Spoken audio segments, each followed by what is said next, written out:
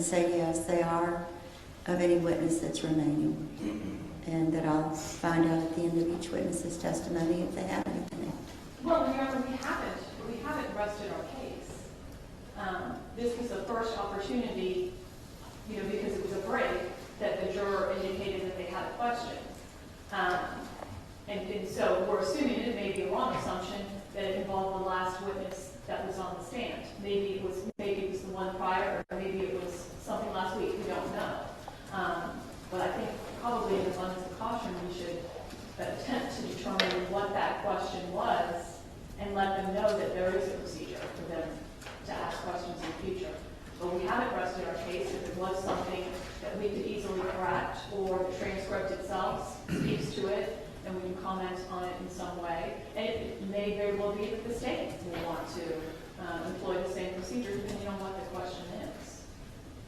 Question of the jury is allowed the witnesses, not the parties. It's the party's job to present their case. I agree with that. I think what Ms. Flax might be saying, and I don't want to put words in her mouth, is at the very least for the record we need to find out what the question is, whether we answer it or not. It may be that there is no question. It may be that the question is, can we ask questions? And I can answer that. If that's the question, we're good to go. We'll keep moving on. If that doesn't address whatever that question meant, can we ask questions, then I'll ask the juror to write it down and we'll look at it, and at least it'll be part of the record. I think we do need to make it part of the record if it's not, in fact, just are we allowed to ask questions. So. And I agree. And I agree, they can't be asking state or the defense to be bringing witnesses back or presenting new testimony or anything like that. It could be something that could be answered from the record on the transcript. It could be something that's in one of the exhibits, and they just easily could have missed it with these two witnesses who were very knowledgeable in their fields, but because of that were very quick at presenting their testimony, and it was a little difficult sometimes maybe for a lay person to follow. I don't know. So I think we just need to find out what it is. And I can find that out by just saying, I'm told that someone inquired, are you allowed to ask questions? You're allowed to ask questions. We can do that at the end of each witness. Does that answer your inquiry? They say yes, we're done. They say no, I'll ask them to write the question down, excuse them, and we'll look at it. Yes, sir. Okay? Okay, are they ready? Thank you, ladies and gentlemen. I hope you enjoyed your lunch break. Were each of you able to follow my instructions that you're not allowed to receive any information about this case outside of the courtroom? Yes. Was there anyone who was unable to follow that instruction? I just don't see any hands raised for the record. No one was able or unable to follow my instruction. Secondly, I'd like to ask, it was indicated to me that perhaps one of you had asked, are you able to ask questions? If one of you did ask that, I can answer it by saying that it is possible for a juror to ask a question regarding a witness's testimony if the witness is still here and available at the end of their testimony. The way that's done is you can write the question down, or you would have to write the question down, present it to the court. You would be excused from the courtroom while the court and the attorneys for both sides reviewed the question to determine if it was in fact an appropriate question to be answered, and then we would bring you back and let you know whether or not the witness could be asked that question, and if they could ask that question, we would ask that question for you. Does that answer your question as to whether or not you can ask questions? Yes. Does everyone agree that answers the question? Okay. Anything further? No, Your Honor. Anything further? Okay, thank you so much. And you may call your next witness. Thank you, Your Honor. Defense will call Mr. James Aiken. Good afternoon, Mr. Aiken. Good afternoon. Oh, you've got a great voice. We'll be able to hear you. Madam Clerk will swear you in. You solemnly swear or affirm the testimony you should give should the truth, the whole truth, and nothing but the truth, so help you God? So help me God. Thank you, sir. And if you'll please have a seat over here. Very well, Your Honor. Thank you. May it please the court. Yes. Good afternoon, sir. Good afternoon. Can you please introduce yourself to the court?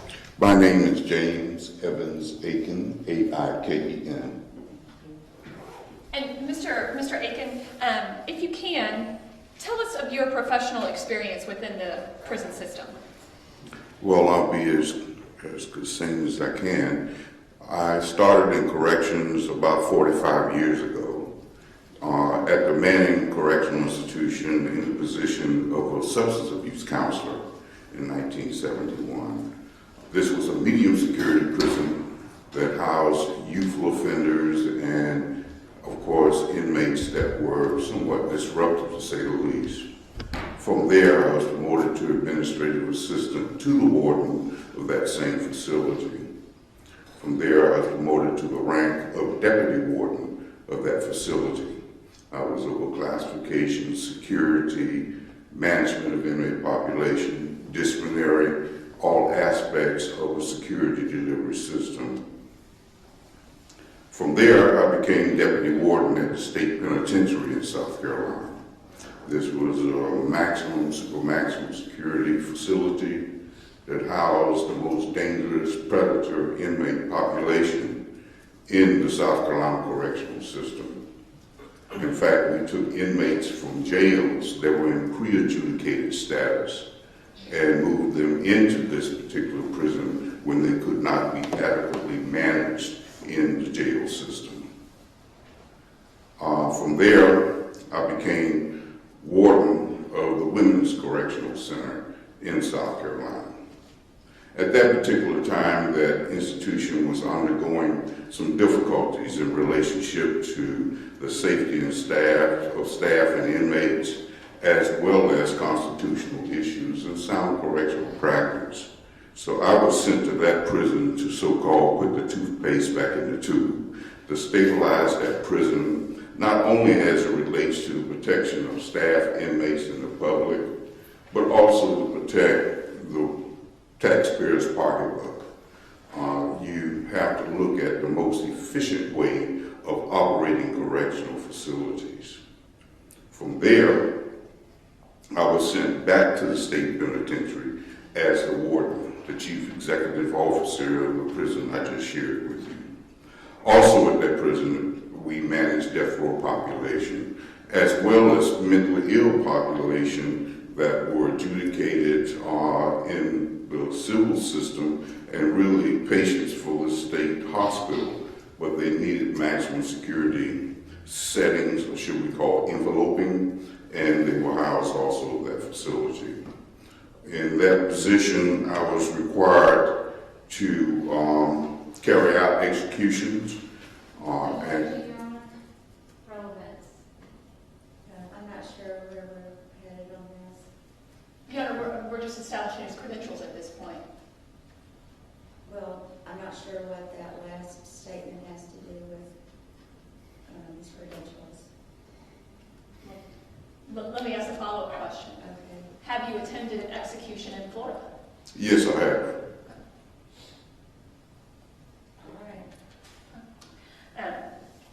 Is it fair to say, sir, that you've been in the prison system as an administrator for over 4 decades? Yes, I've been involved with that also.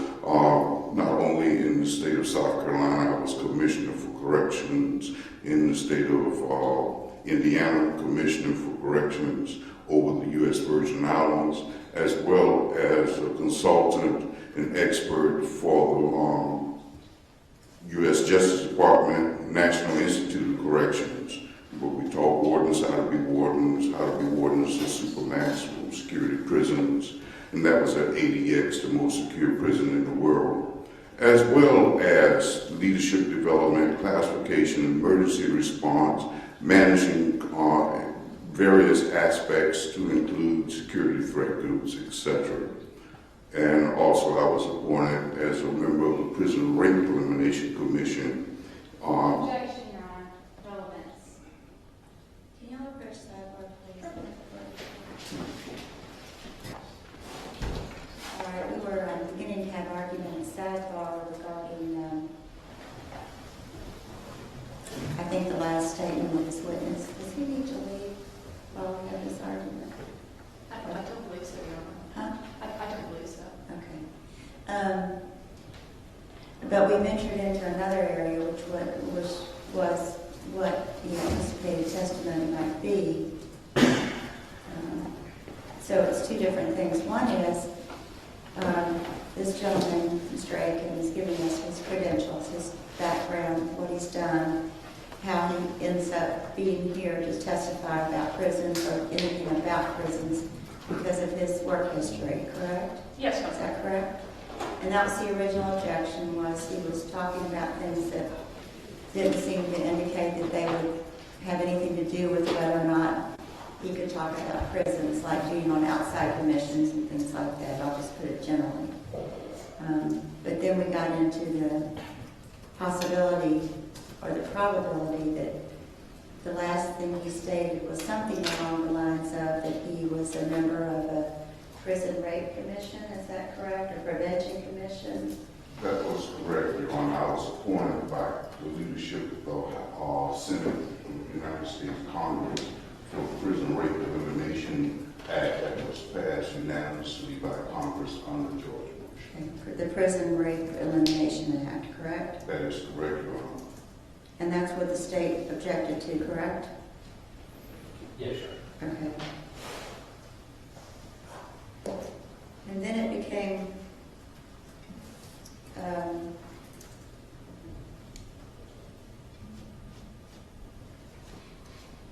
clear to the court that one of the reasons that perhaps from the defense perspective might be relevant is because this gentleman may in fact be talking about what happens in a prison setting, including prisoner rape. Is that correct?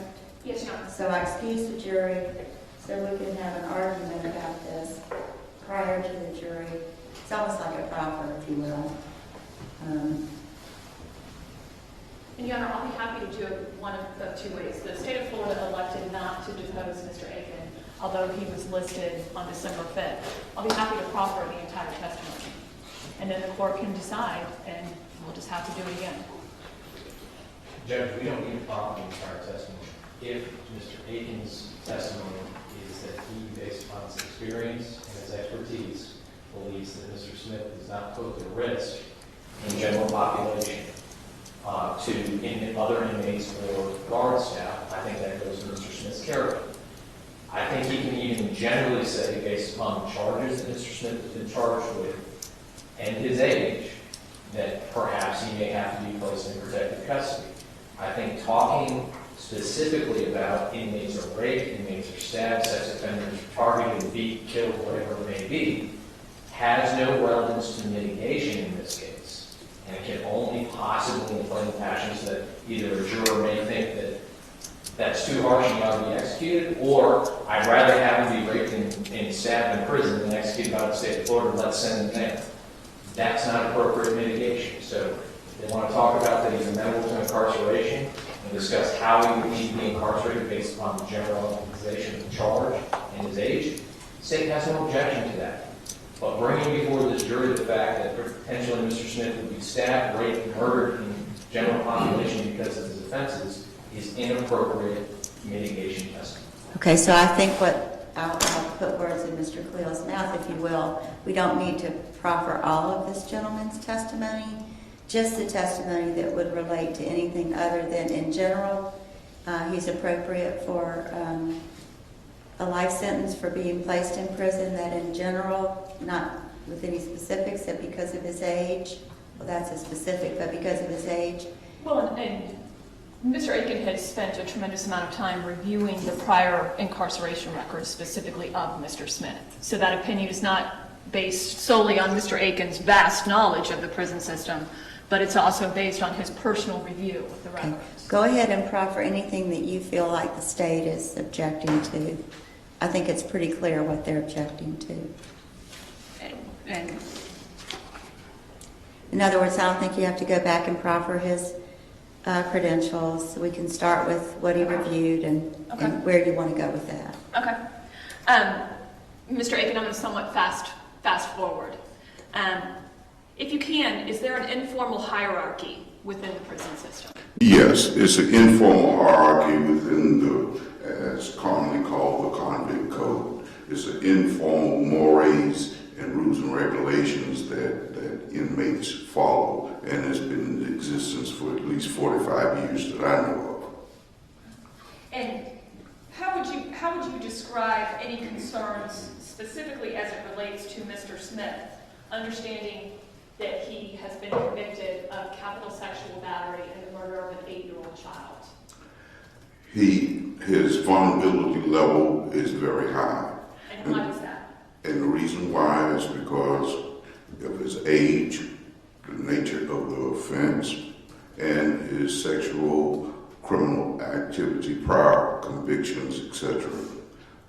He is a prime target, so to speak, to be in protective custody and have additional security enveloping due to the fact of those factors alone. And there may be other factors, but those are the driving factors, so to speak, in a classification and placement of a security setting for Mr. Smith.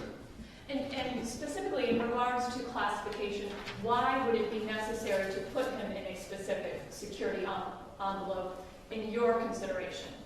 Because his vulnerability is very high due to the fact of the factors that are shared with you. And as a result thereof, we have to separate him from the rest of the population. And how would you accomplish that? Individual cell, we will put him in a specialized location with the appropriate level of security, sight and sound supervision, as well as reduce or eliminate his interactions with other inmates. And if you can, help us understand, why would that be necessary? It would be necessary due to the fact that inmates, as you talked about a few moments ago, the informal organization, they frown and that's a very light word, to individuals with his type of a criminal background. And whether that person is a member of the Aryan Brotherhood or the Gangster Black Disciples is immaterial. They all hate inmates with this type of record. And when you say words like hate, what are you getting at? Why would you physically have to try to remove him from that population? It's commonly called, in a number of jurisdictions, is KOS, kill on sight. Don't confuse me with any mitigation, don't confuse me with any facts. This is a child killer, and therefore you at the lowest level of the hierarchy within a prison system, and people will take you out just on that general principle. And do you want to make your objection now? Well, Your Honor, I think that's exactly what the state is subjecting to. It's not relevant to mitigation. You can't predict the future, but it has nothing to do with this defendant. The fact that this defendant is at risk for what he did is not mitigation to this defendant. It does not lessen or prove his character for why he shouldn't be in general population.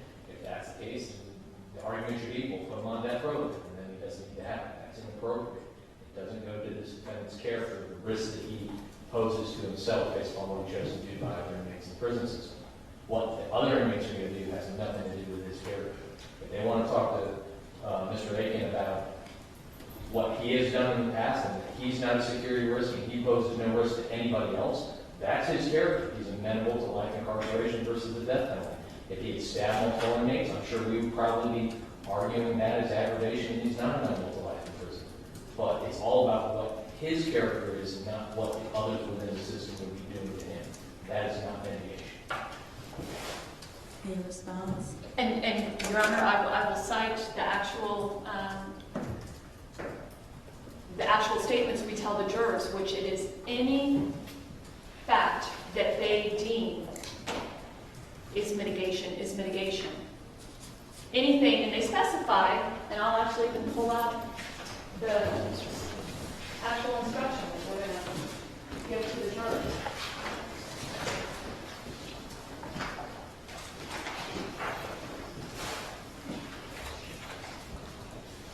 A mitigating circumstance is not limited to the facts surrounding the crime. It can be anything in the life of the defendant which might indicate that the death penalty is not appropriate for the defendant. In other words, a mitigating circumstance may include any aspect of the defendant's character, background, or life, or any circumstance of the offense that reasonably may indicate that the death penalty is not an appropriate sentence in this case. And I would suggest to the court, it's the defense's position that any factor that they deem mitigating is mitigation. Well, I'm looking at the same thing from the instructions I read the jury. It's the same instruction we'll be giving them at the end of the closing arguments, but it's the same thing they were read at the beginning of the penalty phase. And I'll repeat it even though you just repeated it. Mitigating circumstances not limited to the facts surrounding the crime. That's true. It's not limited to the facts surrounding the crime. In fact, we've heard an awful lot of testimony already that has nothing to do with the facts surrounding the crime. It can be anything in the life of the defendant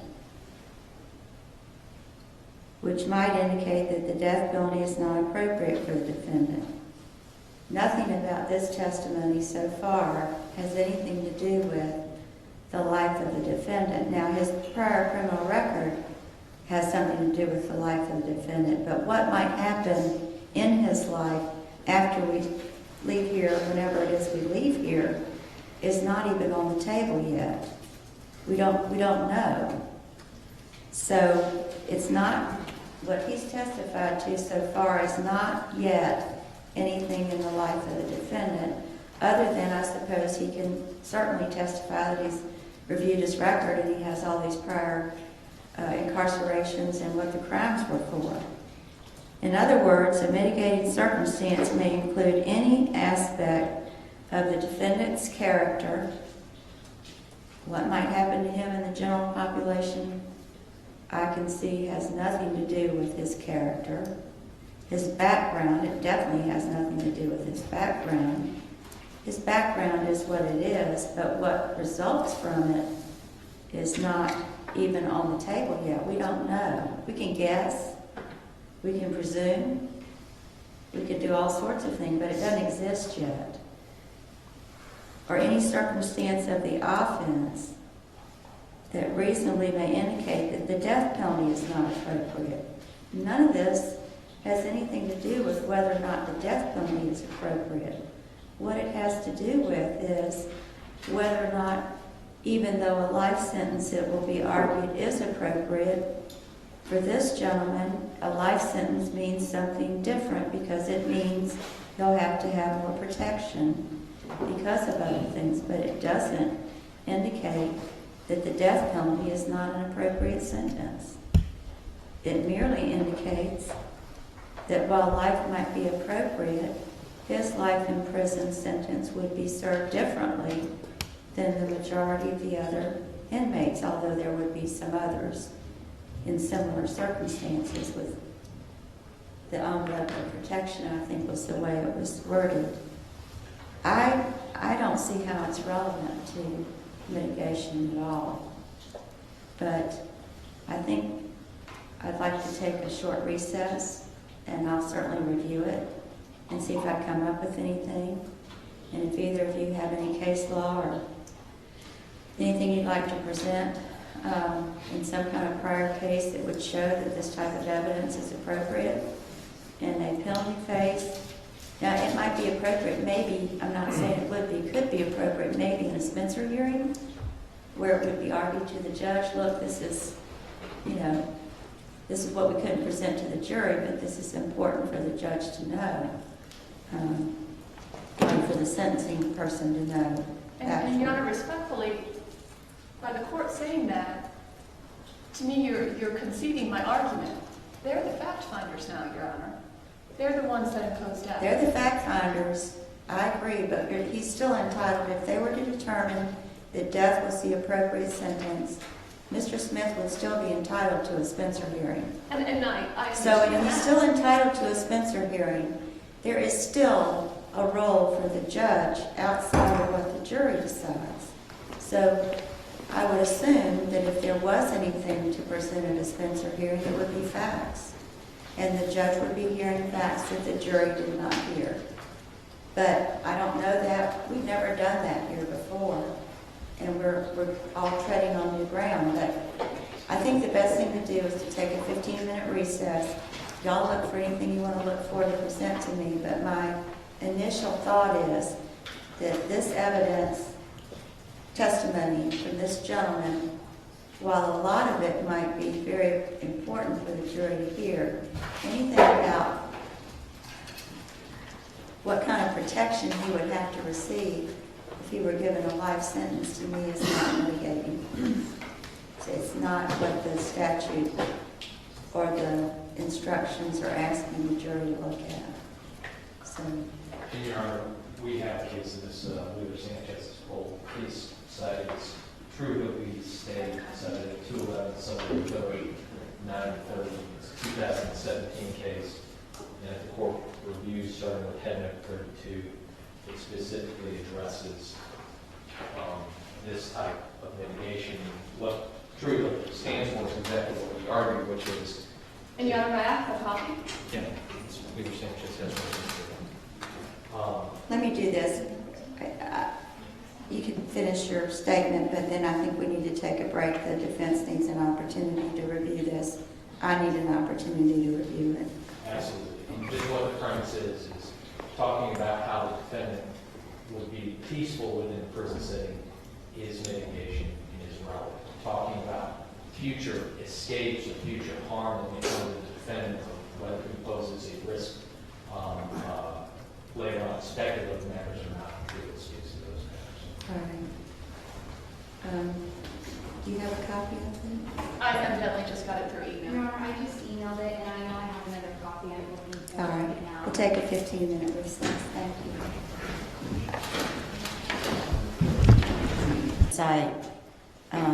Citing other cases where testimony was proffered or presented but not allowed regarding the fact that a life sentence for first-degree murder includes a minimum mandatory sentence of 25 years. In one case, that was not relevant to the defendant's character, record, or circumstances of the crime. So another case talked about parole, whether or not the defendant would be likely to be paroled. We don't have that issue anymore, and certainly not in this case. It would be life without parole if the jury determined that death was inappropriate. But several times the Supreme Court has addressed it and found that items like that regarding prison or what might happen if a person were sentenced to life in prison really had nothing to do with the defendant's life, character, or background. And I find the same with this, that what might happen to him in prison or how he might have to be surrounded by a security envelope is not relevant to mitigation. So I'm not going to allow it. Back to the state's first objection, which was to Mr. Aiken going over his credentials. I will allow him to state his credentials. They are part of his credentials. So the fact that he was on the, let me find it.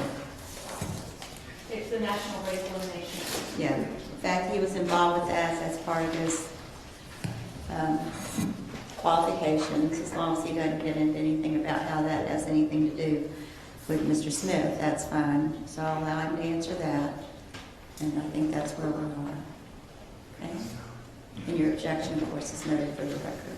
Thank you, Your Honor. Okay. We're ready to proceed. All right. Your Honor, may I make sure that I understand your instructions? Well, she's not going to ask you the question. Okay, that's good enough then. You're going to continue with your credentials, which include what you were on when you were stopped, which is the act Yes. from Congress that you were asked to assist with, and keep going on that. And Ms. Stites will ask you appropriate questions, which will not lead to what would happen to him or what kind of security he would have to have. Very well, Your Honor. Thank you. You ready to join me?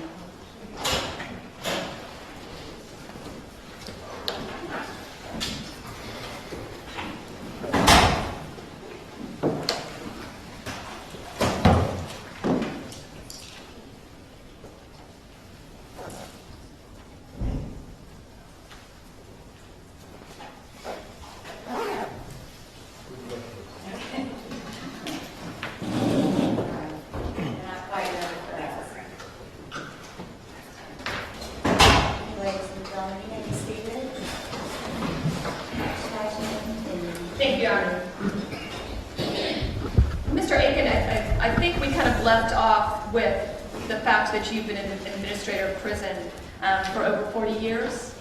Yes, I've been involved with the correctional systems for over 45 years.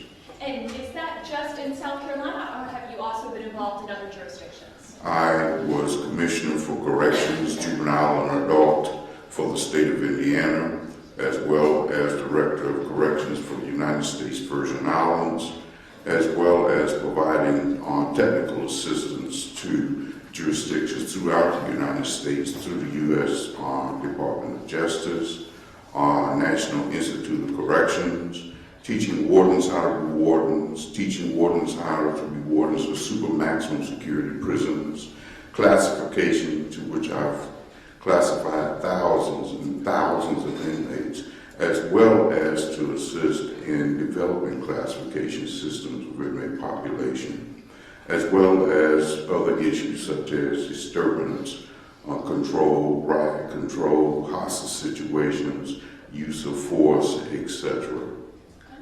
Did that also serve as an appointment on the National Rape Elimination Act Commission? Yes, I was appointed by the leadership of the Senate, if I'm not mistaken.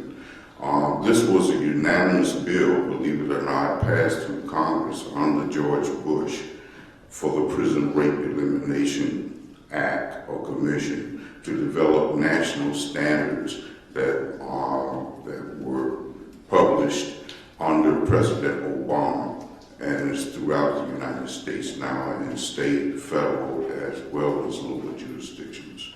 And sir, have you previously been qualified as an expert in the areas of prison security and classification? That is correct, both federal and state courts. How many different states, sir? I'm just guessing, and most of these are double. What I mean double means the state as well as the federal, at least 23, 24 jurisdictions. And does that also include Florida? That is correct, both state and federal, as well as the Queen's Bench in Canada.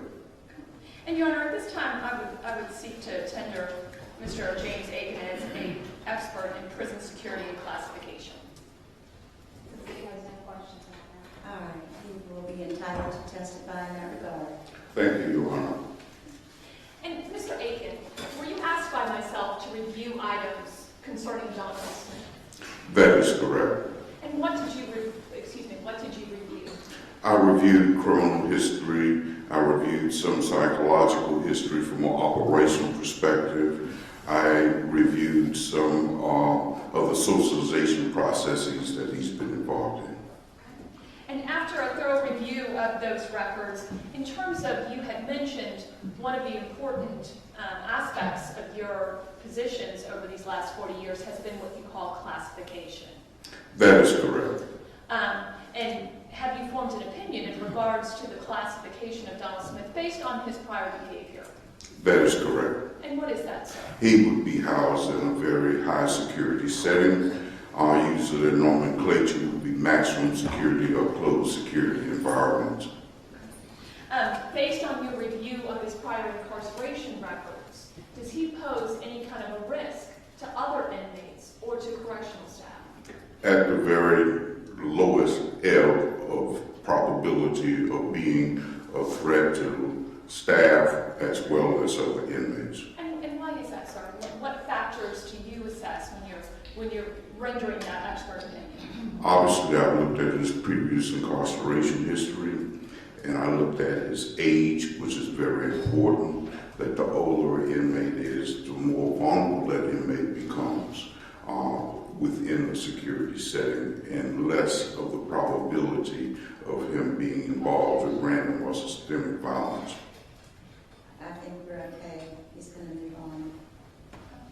And sir, in regards to his past records, this jury has been informed Mr. Smith has spent a tremendous amount of time in prison. That is correct, yes. Was there anything within his records that showed in an institutionalized setting, both in the Civil Commitment Center as well as the Department of Corrections prison system, that caused you concern in terms of Mr. Smith's ability to be peaceful within that institutional setting? taking it and evaluating his previous record in the prison environment, the answer is no. You have to look at the records from a prison context, yes.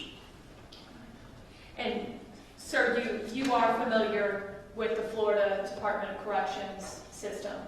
That is correct. I also assisted the state of Florida through the U.S. Justice Department in their development of their internal classification system some years ago, and I've also had the privilege of being in a number of their facilities. And you understand that although years ago there was a parole option for those sentenced to life in prison, that is no longer the case in the state of Florida. As I understand it, yes, not only in Florida, but a number of other jurisdictions. Thank you, sir. I don't have any further questions. Any cross-examination? No, Your Honor. All right, may this witness be excused? Yes, sir. All right, thank you, sir. We appreciate your time this afternoon. Thank you. And Your Honor, at this time, the defense would call Dr. Brooke Butler. Dr. Butler? Please solemnly swear or affirm the testimony you share should be the truth, the whole truth, and nothing but the truth, so help you God. Thank you. Thank you, Dr. Butler. If you'll have a seat with the witness chair, please. And may it please the court. Good afternoon. Good afternoon. Can you please introduce yourself to the jury? My name is Dr. Brooke Butler. And Dr. Butler, you have been a part of the defense team in regards to Donald Smith. Yes, I have. When did you first become involved in this case? I first became involved in this case in approximately October of 2014. And your official title is mitigation specialist. Correct. Okay. If you wouldn't mind, walk us through your personal educational background. I received my PhD in legal psychology with a minor program in social psychology from Florida International University in 2000. Prior to that, I received my master's degree in psychology from the University of North Florida. It was a research-based program, and that was in 1997. And then prior to that, in 1994, I received my bachelor's degree in psychology with a minor program in criminology from the University of North Florida. Okay. And so are you a licensed psychologist? I'm not. The state of Florida only licenses 3 different types of psychologists, and those types are clinical, counseling, and educational psychologists, because those types of psychologists see patients, and I don't. I see clients. I don't treat or diagnose mental illness, and so as a result, I'm not licensed. There's no such thing in my field, and so I'm not licensed.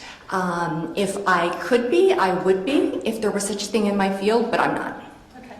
And is it fair to say your professional experience is one of research and understanding? Correct. My background has strongly been in research and the intersection of psychology and the law from a social psychological perspective.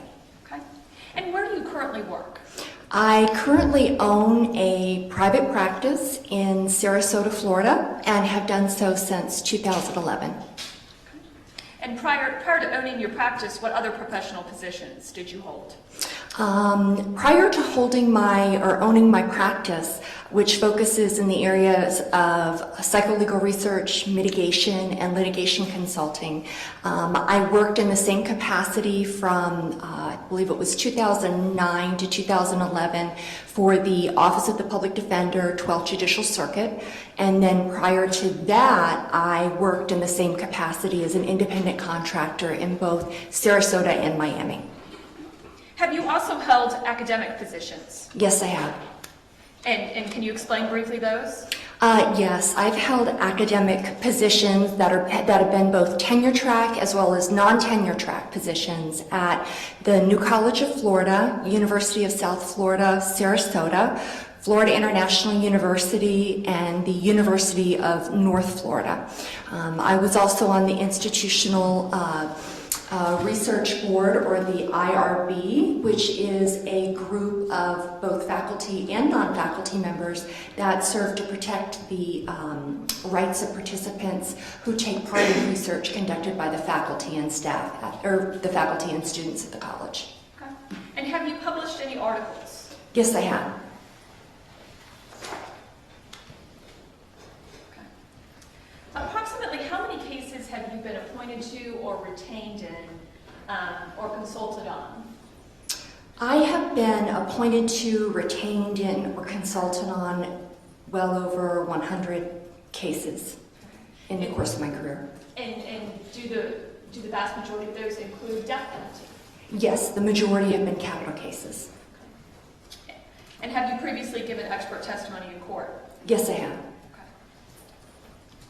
If you can, explain for the jurors what the role of a mitigation specialist is. A mitigation specialist is a member of the defense team that is responsible for researching the biological, psychological, social psychological, and sociological factors that can impact the way that a client perceives the world, the way that a client views choices, as well as the way that a client makes decisions. This is done not only by interviewing the client, but by gathering records or documents, as well as by conducting what we call collateral or corroborative interviews. And so what we do is we don't just take our client's word for it or the defendant's word for it. We seek to corroborate the information that we gather in meeting with the client. And specifically, are you also a social historian? Yes. And explain what that is and what we're asking you to do today. Yes. A social historian is a person that can also be a mitigation specialist, and what they do is they take the information that the mitigation specialist, who very well might be the same person, has gathered, and they synthesize it, or they basically put it together in order to create or narrate a client's life story or life history. In order to see how they got to this particular point in time, from before birth to the present. And the point in doing so is to provide an explanation or multiple explanations for their behavior. It's never to provide excuses. It's never to provide justifications. It's just to see why they've made, how they view the world, how they filter the world through their personality, how situations have impacted their personality and vice versa, and why they behave the way that they behaved. In this particular case, did you spend a tremendous amount of time with Mr. Donald Smith? Yes, I did. And can you estimate how many times you met with him over the course of your 3.5 years working on this case? I met with him approximately, I believe I counted over 100 hours with him. And did you also interview others? Yes, I did. How many other people did you interview in regards to this case? I interviewed, goodness, I have the list here. We interviewed and then attempted to interview, I would say, at least 50 people. There was, not all mitigation research is the same, in the sense that sometimes with a client who moves around a lot, it can be difficult to locate witnesses. Sometimes with a client who's older, which is the case with Mr. Smith, or Don, which is what I call him, or people who know him call him. It's difficult to locate witnesses due to the passage of time. Some people, for example, much of his family has passed away or suffer from illnesses that impact their memory, like his father has Alzheimer's disease. Some people have just simply can't be located, and so it can impact the mitigation research. It's not, it's not for lack of trying, but it simply does impact the mitigation research. But we certainly attempted to locate any name that he gave us. We attempted to locate and interview in order to corroborate the information that he gave us, as well as the information that other people gave us. And Dr. Butler, obviously having spent so much time with Mr. Smith, let me just ask you point blank, did he ever deny to you that he was not guilty of what happened to Cherishburg? No, he always admitted that he was fully responsible for his actions and took complete responsibility for these crimes. Did you ever try to get details from him in terms of what had occurred? No, we never talked about anything in great detail because his guilt was never an issue. As a mitigation specialist in a death penalty case, sometimes it seems a little strange that someone could plead not guilty, and yet a mitigation specialist who's focusing on the penalty phase of the offense is appointed very early in the case. But my role was always to focus on this phase, and so his guilt was incontroverted. We knew that he was never going to contest whether or not he was guilty. And as a result, I left the details of the offense and his discussion of the details of the offense to other experts who did discuss them in various degrees of detail. What types of records did you review during your specific work on this case? I reviewed, we sent out records releases to over 40 facilities. We were able to obtain records from approximately 26. Some had gone out of business, some no longer had his records because of records retention schedules in which people, in which facilities shred them after 10 or 7 years. And so in the records that we were able to obtain, we did obtain a lot of psychological and psychiatric records, some medical records. We were able to obtain incarceration records from both the Department of Corrections as well as the Duval County Jail. We were able to obtain records from the state of Florida, the Department of Children and Family Services, which is where he was committed as a sexually violent predator at one particular point in time years ago. HRS, which is what DCF, or the Department of Children and Family Services, I believe used to be called. We were able to obtain additional educational records and basically a wide variety of records, as many records as I could get. I attempted to locate. If he told me he went to a particular place or worked at a particular place, I tried to get those records.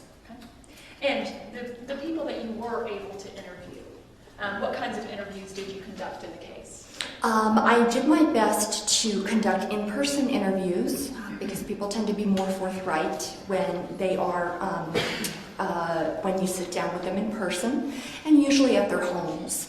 And in terms of the types of people that I interviewed Don's family, the people who are left of his family. I did travel to Georgia to meet with his biological father. I did meet with a half-sister whom he had never met and who had never met him. I did speak with his son. I interviewed former childhood friends, friends that he'd had as an adult. I also interviewed former mental health practitioners who had treated him at a particular point in time, and people who had, and acquaintances, people who had known him, former neighbors as well. And based on all of these interviews and gathering of records, were you able to kind of construct several timelines regarding Mr. Yes, Smith's I was. life? Okay. If you can, tell us about where and when Don was born. Don was born in, I would object, it's inappropriately referred to the defendant by Don. They want to call him Mr. Smith. But we call any adult either Mr. or Miss. we call him Mhm. Mr. Smith. Mr. Smith was born on September 4th, 1956 in Atlanta, Georgia at Piedmont Hospital.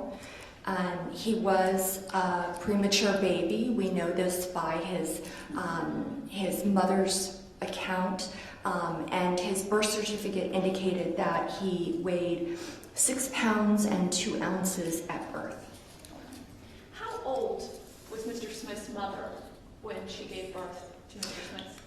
His mother, whose name was at that time Patricia Crumbley, was 17 years old when she gave birth to Mr. Smith. And Mr. Smith's biological father, what was his name? His name was Bobby James Gazaway. And based on your interviews with his biological mother, Patricia, she now goes by the name Patricia Moore, correct? Yes, she does. Okay. So for ease of purpose, I'm going to refer to her as Mrs. Moore. Sure. Mr. Smith's mother, Mrs. Moore, what were some of the circumstances surrounding Mr. Smith's birth? Mr. Smith's biological father, Bobby, or Mr. Gazaway, was 18 years old, and so they were teenagers and teenage sweethearts. The birth or the conception was unplanned, and as a result,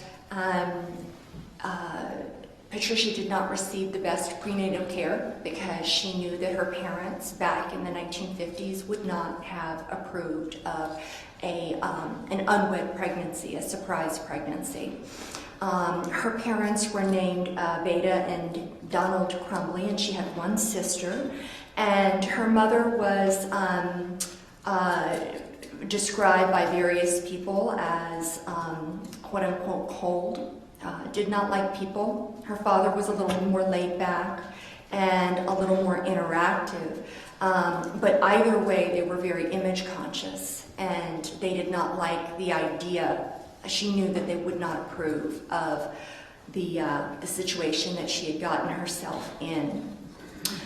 When she could no longer conceal the pregnancy, she did reveal to her parents that she was pregnant, and they were extremely angry.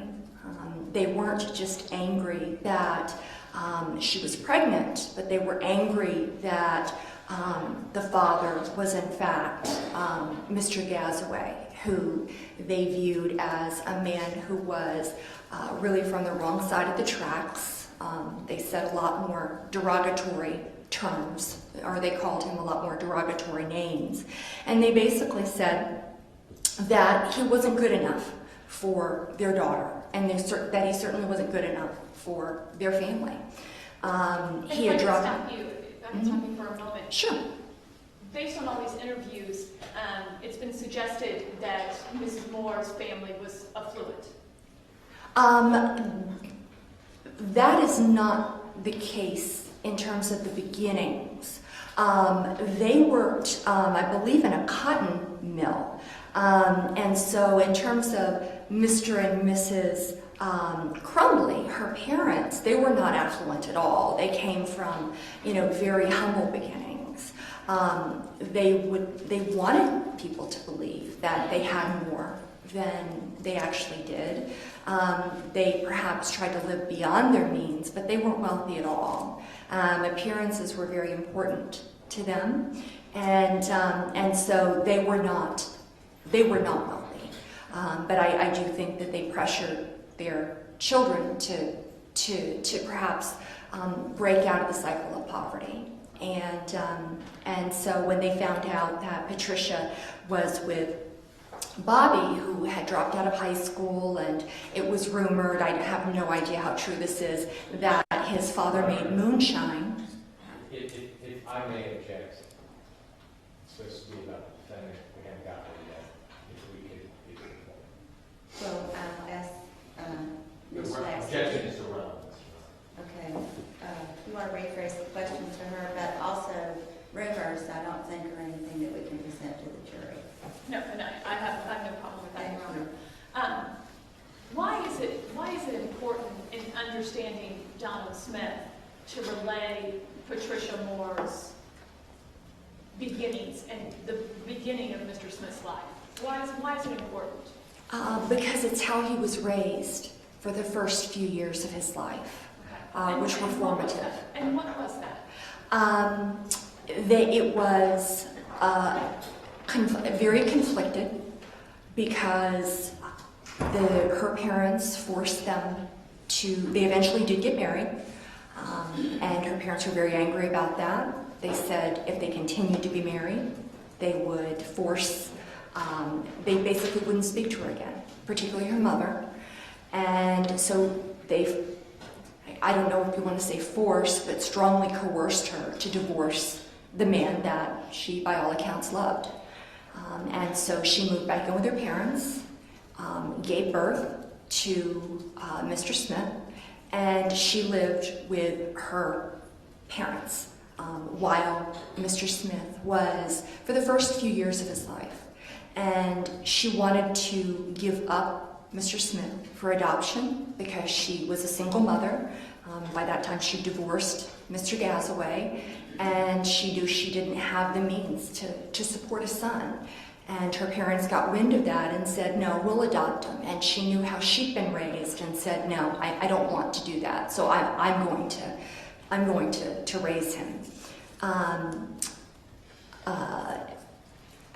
In terms of the environment that Mr. Smith grew up in with her parents, it was abusive, emotionally devoid of affection. Dr. Butler, you had mentioned that wherever you can, you try to corroborate. Yes.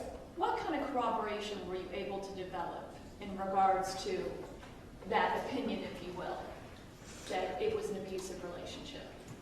I spoke with Patricia, Mr. Smith's mother, and over the course of a period of time, we developed a relationship to where she felt more comfortable in disclosing this information. She is a woman who tends to minimize problems and will say things along the lines of, her mother didn't like people. And then in the second breath will say that her mother grabbed her son so hard that she ripped the buttons off of his shirt or his overalls. And we're talking about Mr. Smith. Mr. Smith, yes, her son.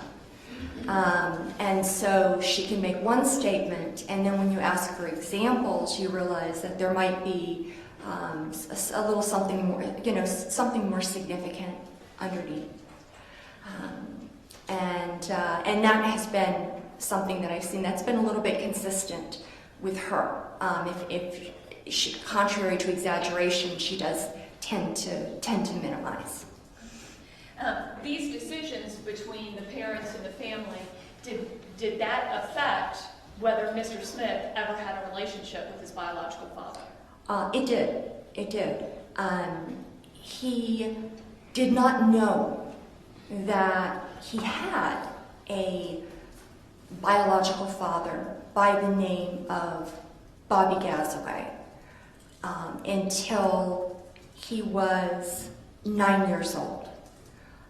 To compound the confusion, I guess you could say, Patricia called her father, whose name is Donald, which it's reasonable to presume that Mr. Smith was named after him.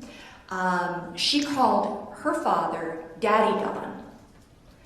And so for a period of time, he thought her father, which was his grandfather, was his father.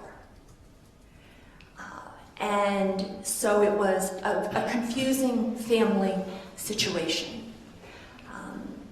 later on, and this is really fast forwarding, when he was 9 years old and he had acquired a stepfather, he was just kind of looking through his mother's jewelry box, and he found a baby bracelet that said Gazaway, and he asked what it was, and she said, at that point, she told him that he had a biological father, and his name was Bobby James Gazaway. Did Mr. Smith ever have a relationship with Bobby Gasaway? He never had a relationship with Bobby Gazaway. He met him for the first and only time when he was 49 years old. And that was upon Mr. Smith's instigation when he reached out to his father, who lives in a very rural section of Georgia, which is where I visited that area, and they went and met for the first time. The meeting didn't go as planned. It was very awkward, as you might imagine. The biological father, who had 2 other children that he knew of, with whom he had kept in contact for a period of time. One of the Mr. Smith's half siblings is they don't know the whereabouts of now, and Mr. Gazaway was just kind of apathetic about the meeting, and Mr. Smith was devastated that he'd waited this long and the meeting had not gone very well. In regards to Mrs. Moore, did your research cause you to realize that she did remarry? Yes, she did, several times. Okay. And what did those marriages, what kind of impact did it have on the childhood of Donald Smith? It created a sense of instability. It created a sense of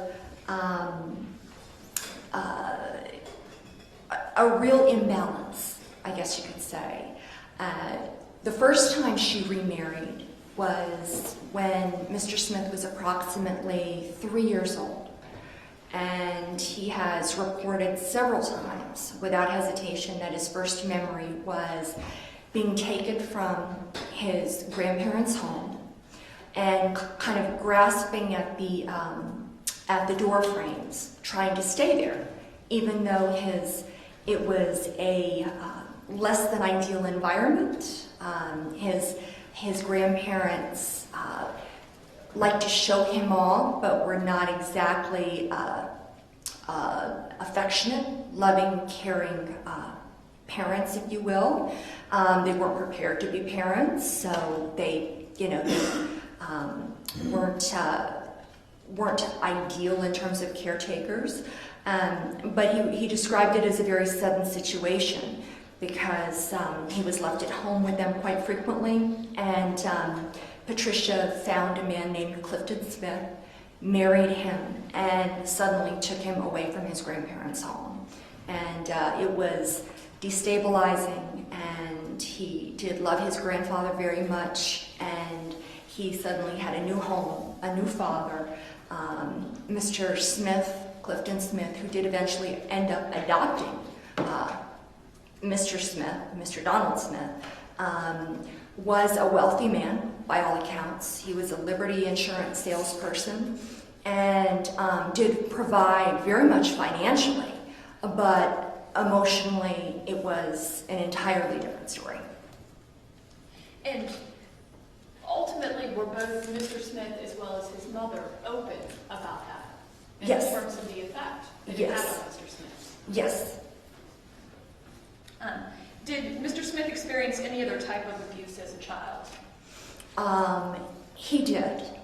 He experienced from Clifton B. Smith. He experienced a lot of verbal abuse, physical abuse.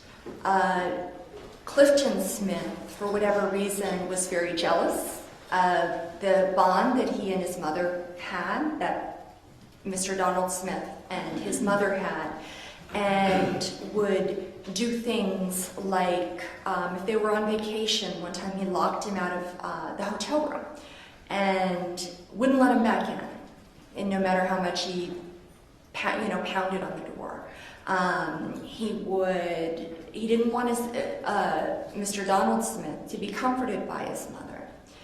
And so he would push him out of he would remove him from the bed or push him away and say, "Get out, go away." He was subjected to a lot of volatility in that relationship. Mr. Clifton Smith was obsessed with violence on TV, war movies, often marched around the house as if he was a soldier himself and would salute himself in the mirror.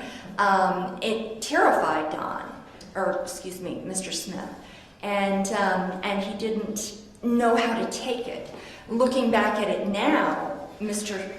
Donald Smith just kind of calls him that he was a strange bird, but back then it was certainly unsettling.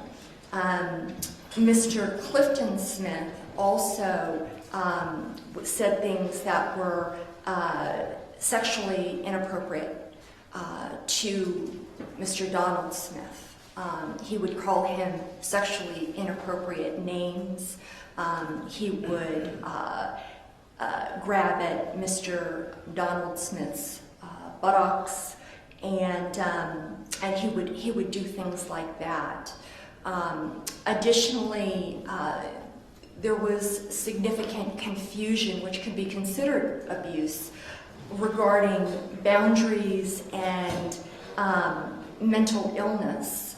His grandmother at times would grab him by the shoulders, shake him, and say that she wanted him to kill her if she ever lost her mind.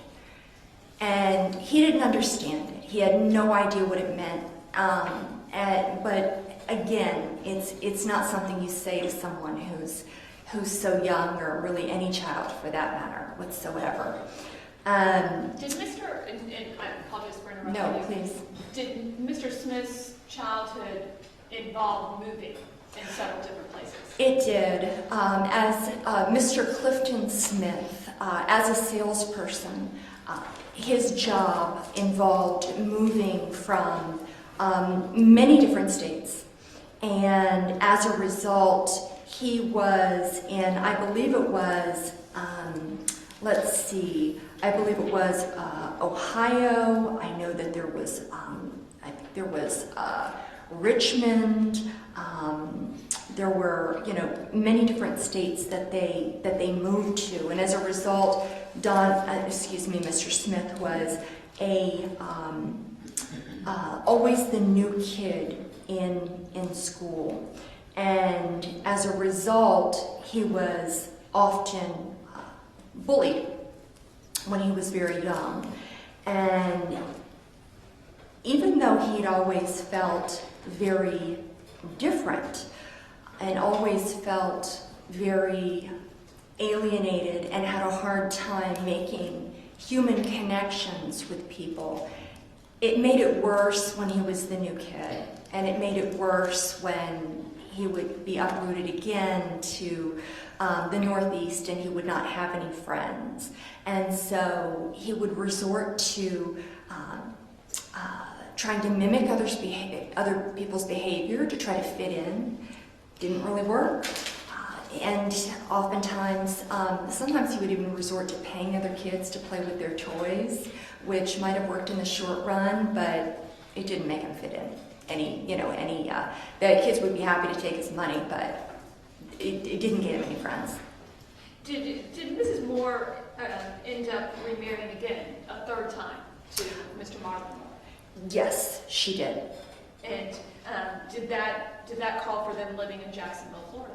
Yes, she divorced Mr. Clifton Smith very suddenly, and part of it was due to the way that he treated her, and part of it was due to the way that he had treated Mr. Donald Smith. She noticed that Mr. Donald Smith had become started wetting the bed, or kept wetting the bed long past the age of potty training. He stopped eating, he grew anxious, and she knew that clearly the situation wasn't great, but she ultimately left because he was quite unkind to her. I know that she cited irreconcilable differences, and that's her way of minimizing the situation that she was in, and it certainly was irreconcilable differences. She did divorce him, I believe, after 7 years of marriage, and they did move down to the Jacksonville area, and she married Dr. Marlon Moore, a local, very prominent psychiatrist, just a few years later. And did Dr. Marlon Moore's and the marriage to him, did that impact Dawn's access to drugs? Yes, very much so.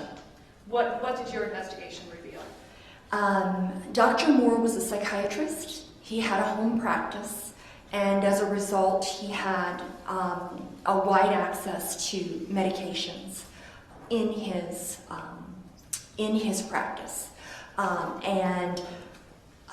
Mr. Smith began to access those medications. He began to kind of dabble in those medications. And if it was noticed by Dr. Moore or Patricia Moore at that time, who Dr. Moore insisted that his wife and his son both call him Dr. Moore, not Dad, not Marlon, but they both had to call him Dr. Moore. If it was noticed, they didn't say anything. Additionally, Mr. Smith was sexually molested by two neighborhood boys. And after the molestation and him witnessing them molesting several girls, his need to access the medications for whatever reason increased. And so this is something that took part, that he took part in, and he did not receive any kind of counseling for. No one confronted about missing medications, basically. As a teenager, did Mr. Smith begin to, in addition to the pharmaceuticals that he had access to through Dr. Moore, did he begin to experiment with alcohol, cigarettes, marijuana, LSD, PCP? Yes, he did. And he experimented with all of those, including MDA, mescaline, peyote, quaaludes, and then cocaine. And I know that when he was on, I believe when he was on PCP, it kind of caused him to dissociate or kind of split from himself or lose periods of time. Of course, it could be drug-related, and I'm certainly not an expert on drugs, so I can just leave it at that. But he would often find himself kind of losing periods of time or not recalling periods of time. And he would kind of find himself kind of splitting from himself. And sometimes it was drug-related, sometimes it might have been long-term effect, I really don't know. But it was just something that he noted. Okay. How did you substantiate his drug problem? I interviewed lay witnesses, 8 of whom independently corroborated, seeing him on drugs, witnessing the difference between the way he acted on drugs versus not. Certainly his legal records, he has numerous arrests for drug possession. His medical records, his admissions to specifically, I believe it was Shands Hospital, where he had been admitted for cocaine poisoning specifically, and the side effects that can come from that, specifically there was a pulmonary embolism that came from when he began shooting up cocaine, as well as heart issues that came from doing too much cocaine, and the chest pains and the issues that came with that. some of the incarceration records as well.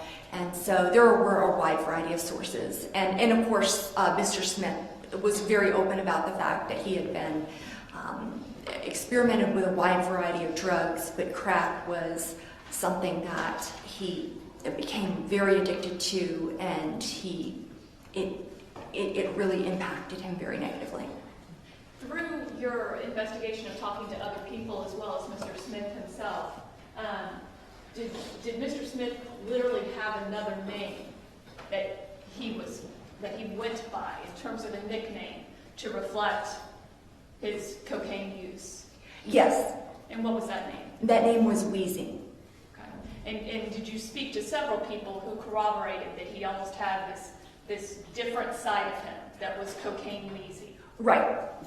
That people said that there was, they called him Don, and then there was Wheezy. And there was a big difference between the person who was sober and the person who was on crack. And on crack, specifically right around the time of the incidences, the offenses, the crimes for which he's been convicted, he was described as shaky, paranoid, manic, disappeared for days on binges,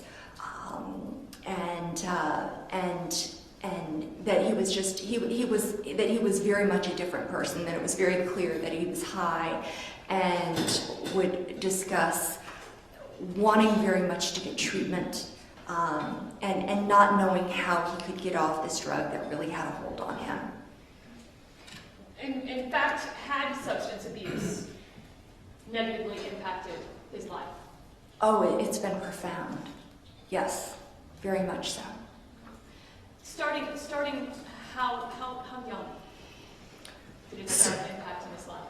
Starting from middle school, I would say.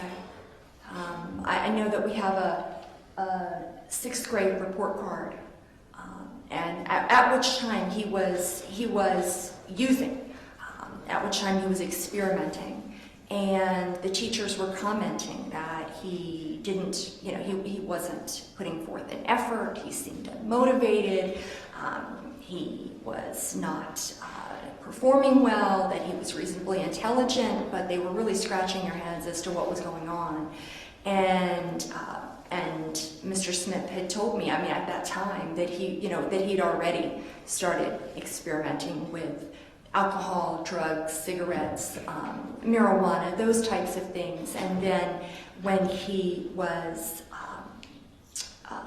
raped while incarcerated, I know things escalated quite quickly, and then things would escalate again. It's my understanding that when his first stepfather, Mr. Clifford Smith, passed away, he did leave Mr. Donald Smith an inheritance.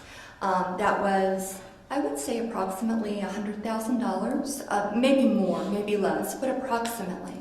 And he blew all of that in a matter of weeks on crack. That he stayed up for days on end without sleep, without eating, and just was on a crack binge for weeks and weeks and weeks, and just blew it all. Where did Mr. Smith spend his 17th birthday? He spent his birthday, I believe it was his 16th birthday, but I have to go to double check. But he spent it in the Duval County Jail. He'd been arrested for auto theft. And so he started criminal behavior very early. He did.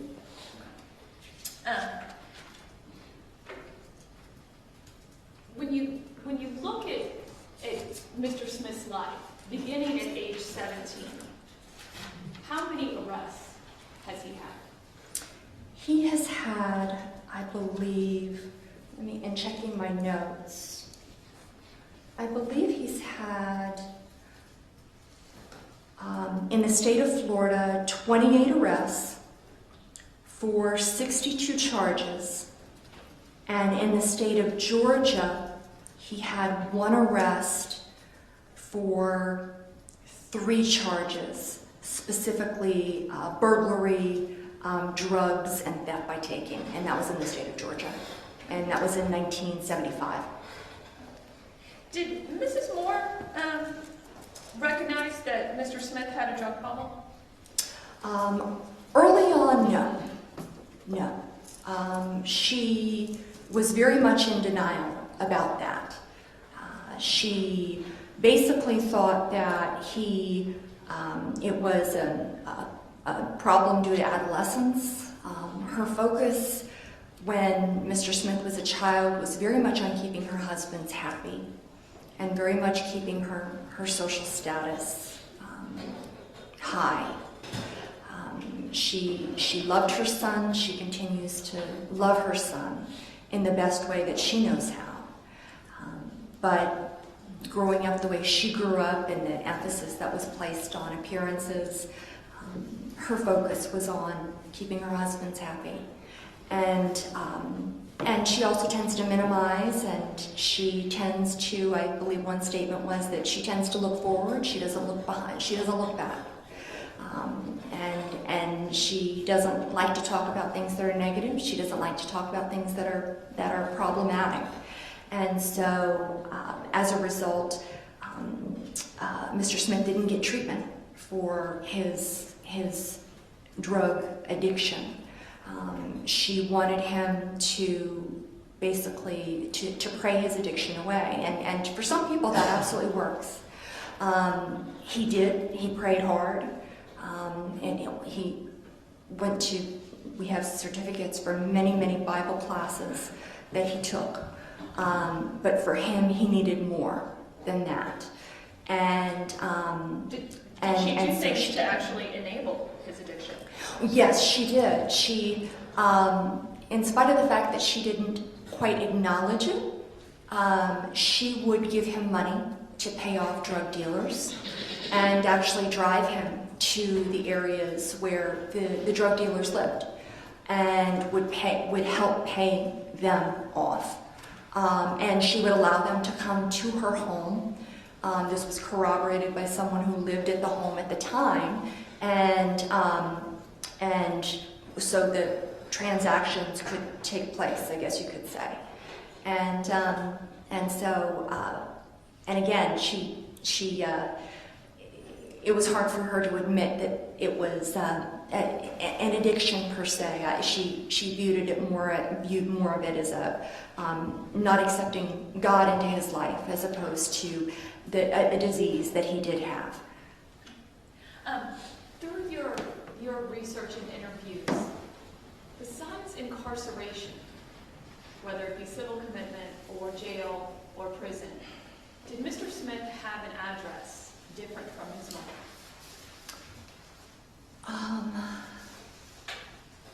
No, not unless it was a court, not that I saw, unless it was a court-ordered halfway house or something like that. I don't recall seeing one. So every time, and this jury has received evidence previously of prison sentences, every time he'd get out of jail or prison, he would just come home and live with his mother. Correct. He did, when he was 15, he was kicked out by Dr. Moore. And so he lived on the streets for a period of time and Dr. Moore kicked him out because he would not cut his hair. And so he lived on the street. He did live with his grandparents for a brief period of time when he was a teenager. But other than that, I didn't see any other address other than his mother's house or something that was court ordered, or in a facility that was, that had some degree of confinement. Did Mr. Smith and your investigation kind of give you a history of psychological difficulties, depression? Yes. And did you in fact create a timeline of all the different records that you accumulated? Yes, I did. Okay. If you can, did Mr. Smith ever attempt to commit suicide? He did. And what were the circumstances of that? The first attempt that I am aware of was a car accident that he had on Orange Picker Road, where he drove his car off the road. I believe it was in 1980. He did not seek medical treatment because he was trying to kill himself. That was the first attempt that I was aware of. The second attempt I was aware of is when he was in the Department of Corrections. And then the third attempt that I was aware of is when he had a relationship with someone who was who he knew was HIV positive. And it was a long-term relationship. And was that at the Arcadia Civil Commitment Center? It was, yes. And that, in fact, was a male Yes, it was a man. within the prison setting? Yes. You have made yourself familiar with all of the psychological reports that have been completed by the state of Florida over a 40-year period, haven't you? Correct. And so you were aware that he was designated as a mentally disordered sex offender when he was just a mere 20 years old? Correct. And then in 1999, he was designated as a sexually violent predator? Yes. And I guess my question to you, Dr. Butler, is for 4 decades, essentially, from 20 years old to where we sit at now, were you able to find evidence of any of the normal milestones adults mark their lives with? He had a son, but I mean, which having a child can be a marker for some, and did get briefly married, but even, that was in prison and whatnot, and that will be explained later. But other than that, in terms of, graduating high school or finishing college or, owning, renting an apartment or owning a house or Going on vacation? going on vacation. Or, Saving up for a new car? no, Buying a new couch? no. It's it's very much like the records have indicated, which was, unfortunately, a very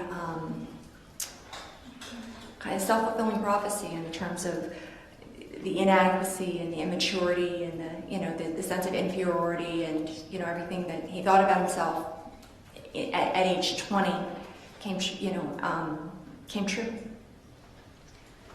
Dr. Butler, I'd like you to refer to your screen, and for the record, this is State's Exhibit.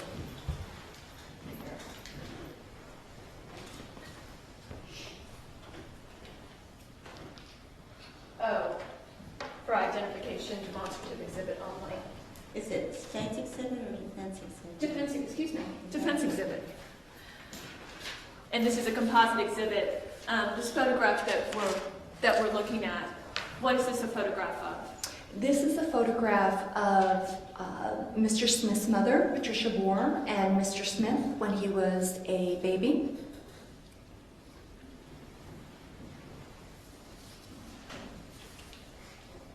And who is this? This is a picture of Mr. Smith's biological father, Bobby James Gazaway.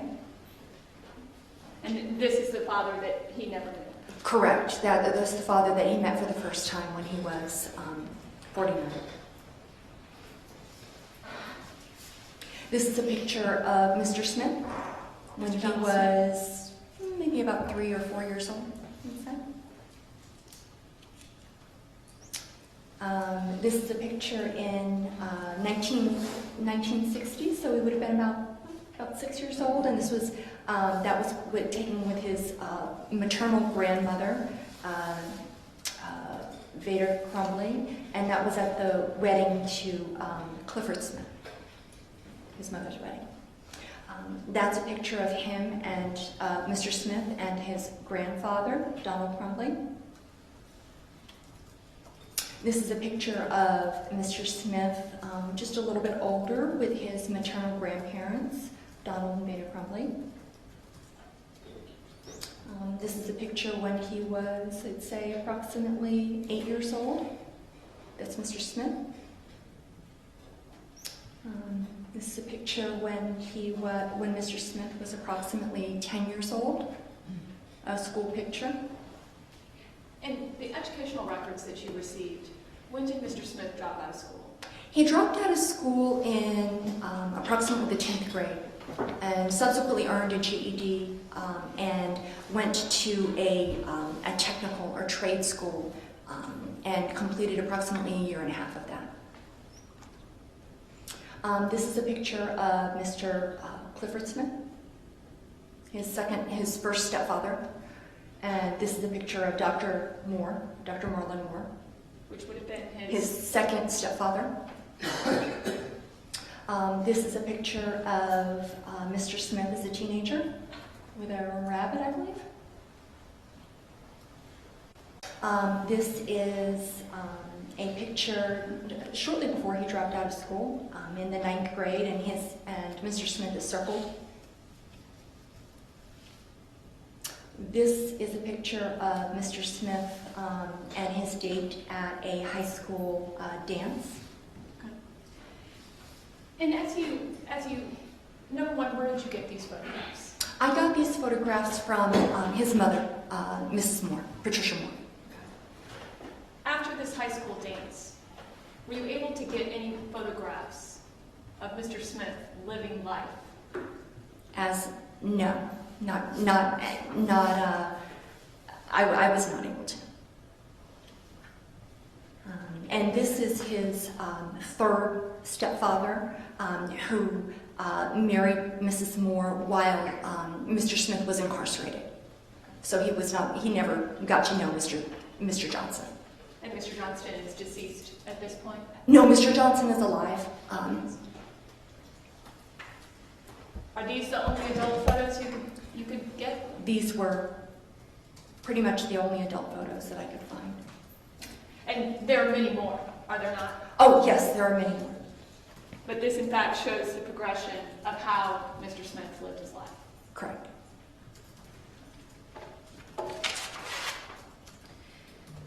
Does Mr. Smith's family have a history of mental illness? Yes, they do. And how about in terms of addiction? Yes, both sides do. Regarding his mother's side of the family, Mr. Smith's maternal aunt and maternal great aunt suffered from depression. Regarding Mr. Smith's father's side of the family, his biological father was emotionally unstable, reported to have dramatic mood swings. People in the family described him as quote-unquote crazy. Additionally, his paternal aunt is regarded as intellectually disabled.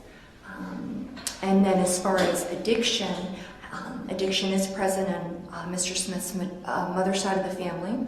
Her maternal cousin and great uncle had the disease of alcoholism. Addiction is present on his father's side of the family, in that his paternal uncle also was an alcoholic. And does his family have a history of violence? Yes, they do. Specifically on the biological father's side of the family? Yes, Mr. Smith's paternal uncle murdered his paternal grandfather. And that was corroborated by not only numerous family members, but there was actually a newspaper article that I was able to find that corroborated that incident. It was by shooting, and according to the newspaper article, as well as family members, they were able to discern that it was due to basically retaliation for abuse. That the son said that he couldn't take it anymore and he shot his biological father. What is the current status of Mr. Smith's family? Mr. Smith's grandparents on both sides have passed away. His biological father, Bobby Gazaway, is currently suffering from Alzheimer's disease. His biological mother, Patricia Moore, is suffering from breast cancer and undergoing treatments. He does speak with her regularly and does support her, and she supports him. He has a son and has been the best parent that he could be, given his life experience and being incarcerated for as long as he has. He never met his half-brother, and his whereabouts are unknown. And he also never met his half-sister. So it's difficult to call them family when they've never met. What is the status of Mr. Smith's current physical health? At the time of the offenses, he was 56. He's now 61. His eyesight and hearing are experiencing some age-related changes. Medical records have indicated that he's been diagnosed with chronic obstructive pulmonary disease, or COPD, heart disease. He's been diagnosed with endocarditis, or an inflammation of the sac surrounding the heart, as well as hepatitis B and C. He also has suffered several pulmonary embolisms due to his drug use. Due to his decades of crack use, his teeth were in great disrepair, and as a result, they have been removed. The jail prohibits him from wearing dentures. And then, as previously discussed by other experts, he is suffering from significant mental illness and brain damage. Through the course of your investigation, was it determined that he had literally been out of custody from the Duval County Jail less than 1 month before he killed Judge Perry? Yes. During that time period, did he seek any kind of help? Yes, he sought help originally from Shands Hospital, and they in turn put forth, I think it's called a medical certificate or a Baker Act, and he was transferred to a mental health center. In the records from Shands, he was open about the fact that he was a sex offender. In the records from Shands, he also said that he had an urge to, I believe it was quote unquote, intensely hurt someone. I believe it was on June 9th, if I'm not mistaken. He was taken to Shands on June 8th, and then on June 9th is when he was transferred to the mental health center.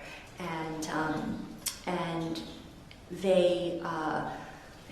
he was kept at the mental health center for not for very long, and I believe told to read a pamphlet, their new pamphlet. What has Mr. Smith's behavior been since he's been incarcerated? Since he's been incarcerated, or I should add that he spent over his life incarcerated. He has an excellent disciplinary record in terms of in the Duval County Jail as well as in the Department of Corrections. He's not been a physical threat to guards. He's not been a physical threat to other inmates. And regarding the Department of Corrections, that was certainly when he was a younger man and much stronger. Now he's much older and much more poor health, I guess you could say. So he would certainly be prey as opposed to predator. In the 100 hours that you have spent with him, Dr. Butler, has he ever been disrespectful to you? No, he has not. Thank you. I don't have any further questions, Your Honor. All right, any cross-examination? Yes, Your Honor, thank you. Good afternoon, Dr. Butler. Good afternoon. Now, doctor, your area of expertise is a mitigation specialist, correct?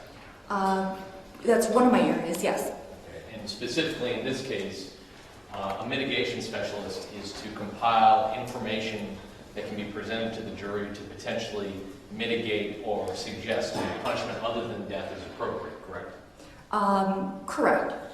And in addition to that, you have experience as a jury consultant, and you actually joined us during the course of the jury selection, correct? Correct. And you published, of those articles, many of the articles that you published are in fact articles on how to death qualify a jury, correct? Correct, as well as mitigation. And to be frank, your role was to try to assist the defense and get a jury that would recommend a life sentence and not the death sentence, right? Right, that would be unethical on my part. What's that? What would be unethical? I'm sorry. To assist a defense team in trying to obtain a death sentence. No, my point would be that when you were sitting in jury selection, your whole role was to try to assist them in finding a jury that would be more inclined to recommend a life sentence. Right, I'm part of the defense team, correct. Okay. And now you're presenting information for them to consider in that vein, correct? Right, the information that I've gathered. You said specifically that when you spoke to Mr. Smith, the defendant, that you didn't speak to him about what happened on June 21st because guilt was never an issue and you left that up to other experts to explore. Correct, we did not speak about it in detail, that's correct. Okay. Well, you've seen the reports of all the other experts, and it's not surprising, none of the experts actually ever talked to him about what happened between when he walked out of the Walmart and when the body was found. Objection, Your Honor, it's beyond her personal knowledge. She's reviewed all the reports, Your Honor. I'll allow the question. None of the experts, including yourself, have ever asked him what happened from 10:41 when he walks out the door until when he's arrested by the police on I-10 and I-95. Nobody asked him that question. I can't tell you what other experts asked or didn't ask. Okay. But you've reviewed the reports and none of them have any of that information. Again, I can't tell you what they asked or didn't ask. But you didn't ask that question. I wouldn't. My focus was always on the penalty phase. Now, when you were speaking in reference to some of the abuse issues, and particularly the abuse issues relayed about Clifton Smith, that was from Ms. Moore? From Mrs. Moore as well as from Mr. Smith. As a part of your review of all the documents in this case, you had an opportunity to review Ms. Moore's sworn statement 6 days after Mr. Smith was arrested, correct? Yes, I believe she had 3 sworn statements. She did. Yes. In fact, I'm referring specifically to the sworn statement from June 28th of 2013. Do you remember reviewing that document? Yes, I remember reviewing all of the documents, correct. And during the course of that document, or the questions that I asked of Ms. Moore immediately after this defendant was arrested but not charged, the question was asked, during the course of your marriage, were there any allegations or suspicions that Mr. Smith had ever been abusive towards Donna? And her answer, under oath, just like you're under oath here today, was no. Sure. Okay. And following through on that same sworn statement, when there was some discussion about treatment by Mr. Moore, Dr. Moore, that there was a denial that he was inappropriate with him at any point in time, correct? Inappropriate? Abusive. If my memory serves me correctly, and I do have notes on all of them, she said that Mr. Moore, Dr. Moore, quote unquote, did not like children. Correct. And that was her statement, which one could infer a wide variety of things, and that's the way she described it to me. And then, of course, throughout the years of my relationship with her, certainly did elaborate on that. And then regarding Mr. Smith, she told me that he would discipline him, quote unquote, behind closed doors. I also recall in one of her statements that she said that she admitted, I remember, I think it was in her final statement at the very end, that she admitted that she probably overlooked a lot as a parent, and possibly that could that could possibly be used to explain some of those things. Well, and to be clear, and again, you reviewed her sworn testimony. Yes. Were there any allegations or suspicions that Mr. Smith had ever been abusive towards Donald? And her answer under oath was no. Because Your Honor, I'm not objecting to, I think it's fine what Mr. Cole is doing, but if we can just articulate the date of the sworn statement. I'm simply referring to June 28th of 2013. Right. Page 7, line 13 through 16. She said there were no allegations or suspicions that Mr. Smith had ever been abusive towards Donald. Her answer was no under oath. Right, and I recall that. And it doesn't surprise me that she said that. Okay. And then going on in that same sworn statement, during the course, the question was posed to Ms. Moore, and I'm referring counsel to page 9, line 19 through 23. During the course of your marriage with Mr. Moore, and this would be Dr. Moore, were you ever aware of any allegations or suspicions that Donald was being either physically, sexually, or emotionally abused by the doctor? And her answer was no.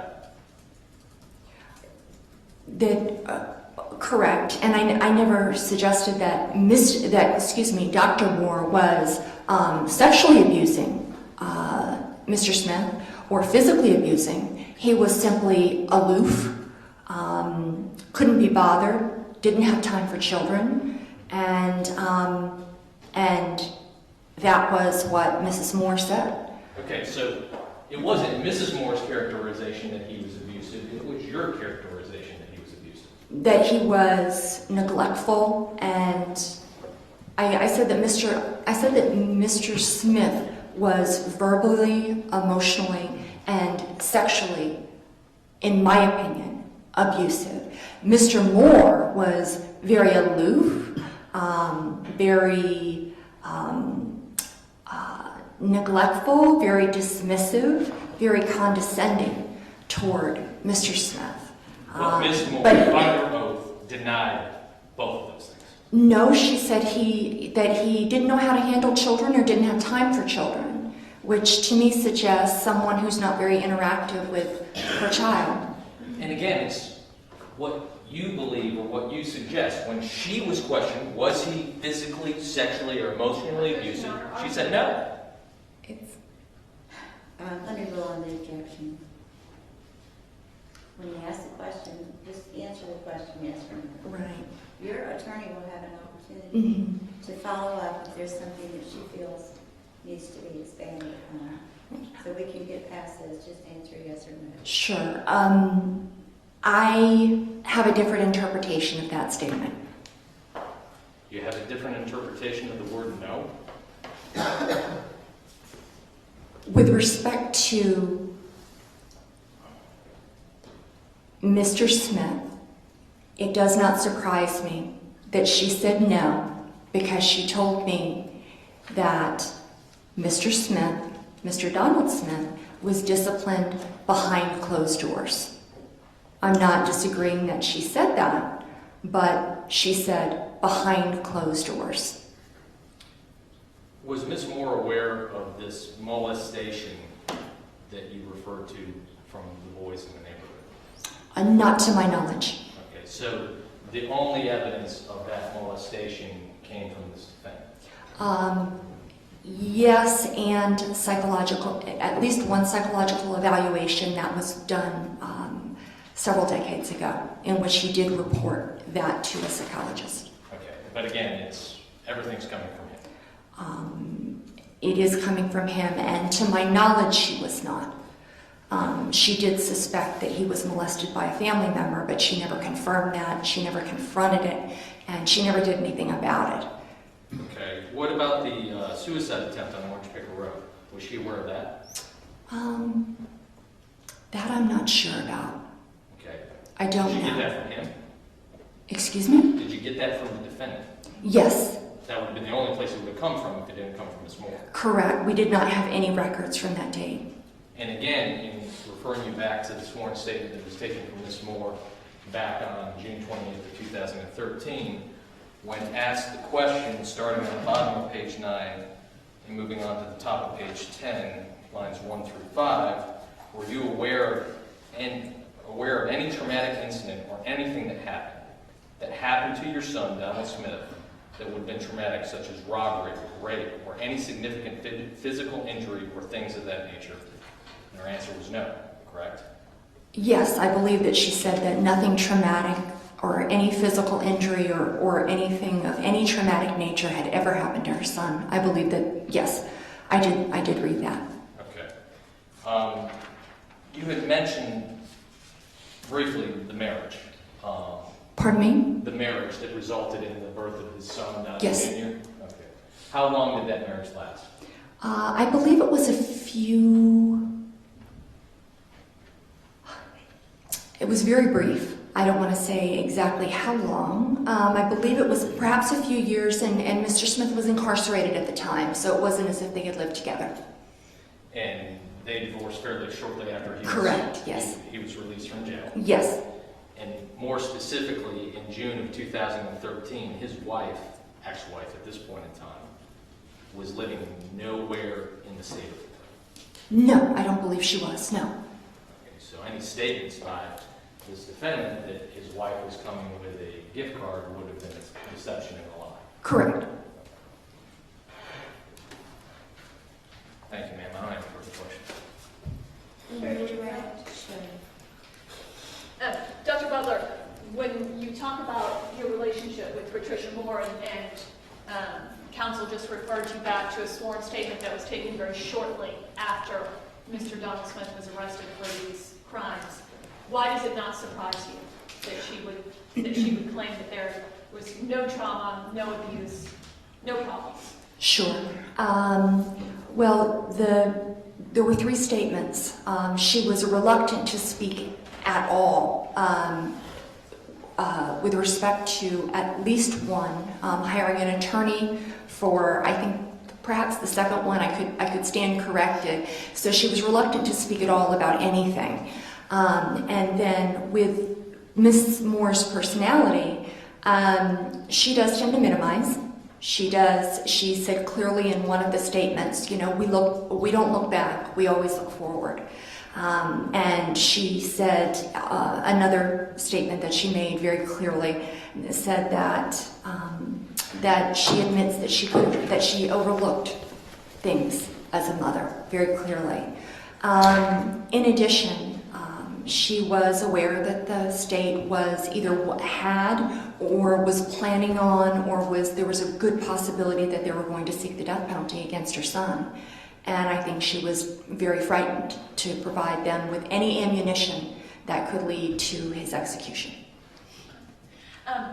You ended up spending a lot of time with Mrs. Moore. Correct. Under mitigation. Yes. Did she, when you began your investigation 3.5 years ago, did she minimize things to you? Yes, very much so. Very much so. And through that evolving of that relationship, were you able to learn more details I did. and the true story of the life and times of Mr. Donald Smith? Correct. I don't have anything further now. Anything further from the state? Ma'am, the sworn statement on June 28th, we were asking questions that were actually mitigating circumstances in Mr. Smith's life, such as injury, rape, robbery, abuse. She denied those things. Objection, Your Honor, argumentative. He's already established the impeachment. At this point, it's argumentative. I would rule the objection. There were things of mitigation, correct? What professionals would know is mitigation, but a layperson wouldn't know those circumstances as mitigation.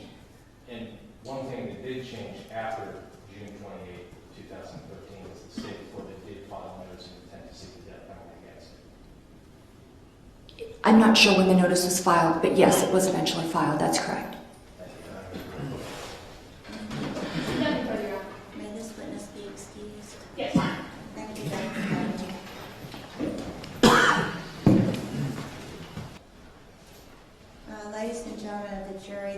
witness is going to appear remotely, and it will take us a couple, and it's the last witness of the day. It will take us a couple of minutes to get that set up, so if you retire to the jury room for a few minutes. Thank you.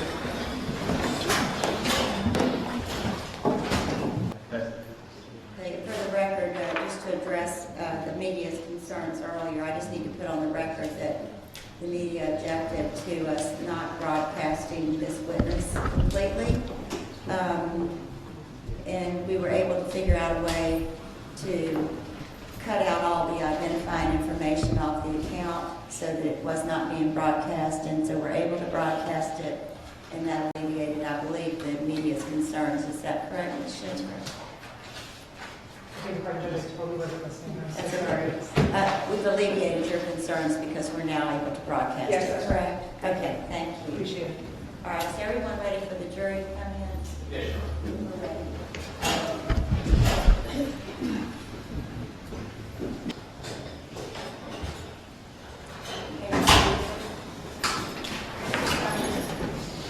If you'll call your next witness, and then I'll explain to the jury.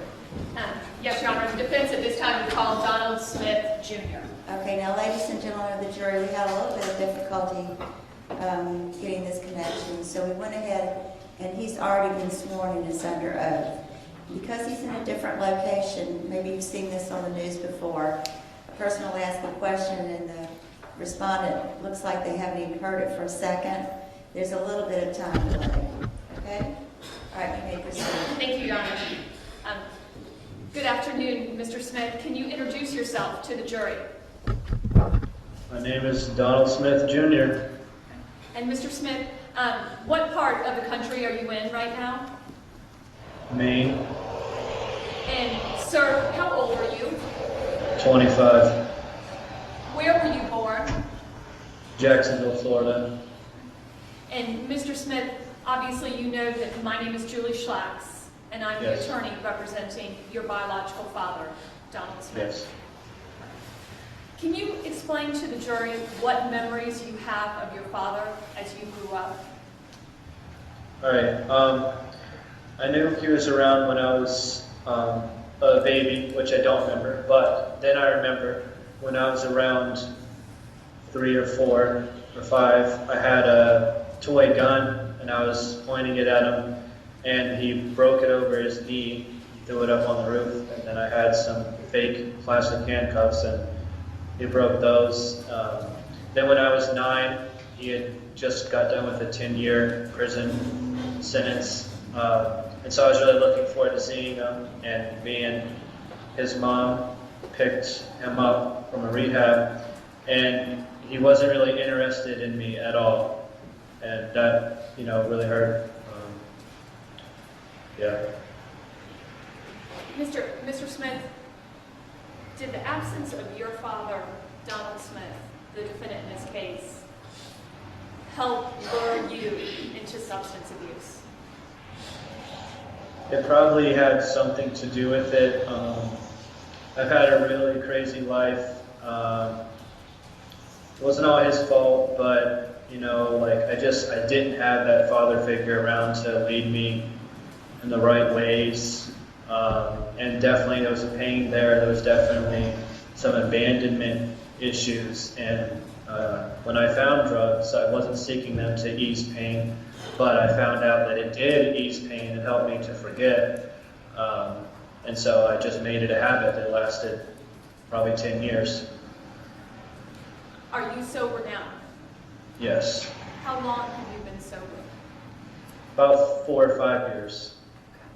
And does it continue to be a struggle for you? Yeah. Let me ask you a rather personal question, Mr. Smith. Did you ever do illegal drugs with your father, Donald Smith? Yes. What was the earliest age that you did illegal drugs with your father?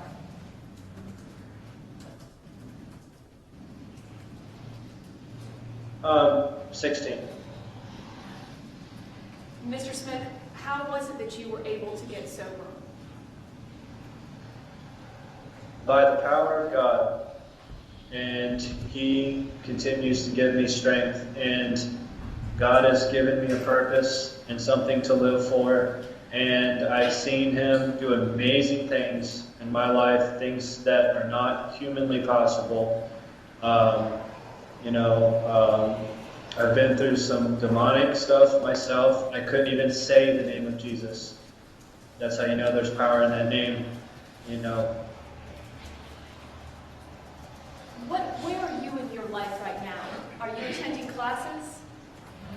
Yeah, I'm in Bible college, and I'm just pursuing the plan that God has for me one day at a time. I'm not quitting, which is something I've done my whole life. It gets hard sometimes, but I just don't quit. I just keep fighting the good fight of faith, and God takes care of me. Mr. Smith, since your father has been institutionalized in the Duval County Jail, have you developed a relationship with him? Yes, no one can take the place of my dad because he is my blood and he is my real dad. And I definitely benefit from him. I talk to him at least once a week, most of the time twice a week, and he gives me really good advice. Just with everyday situations or problems that I may be going through. And we don't really talk about the past or anything. We just talk about me and my life right now. And this is something that he wasn't able to do before when he was out on the streets because he was chasing the drug, which I know exactly what that's like. It changes who you are and it changes what your priorities are, and it comes first. And he wasn't able to have this kind of relationship with me while he was doing that.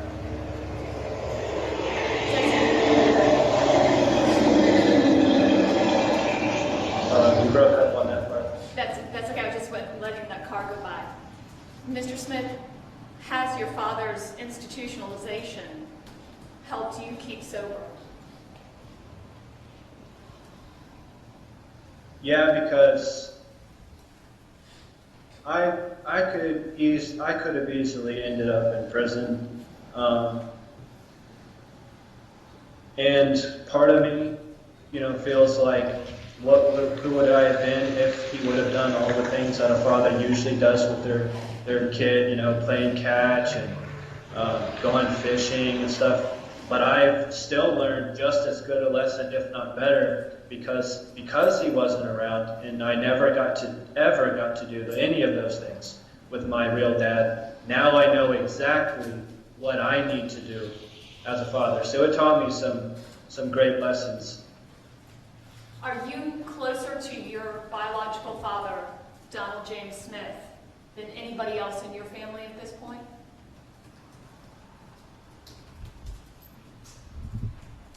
Him and my grandma, which is his mom, those are the two people I'm closest with.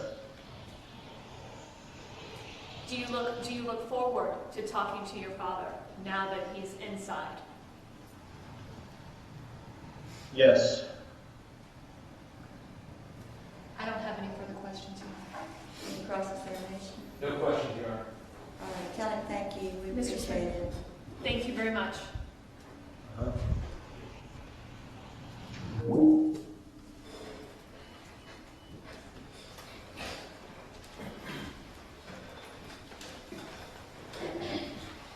And if we can just have a brief moment. Of course.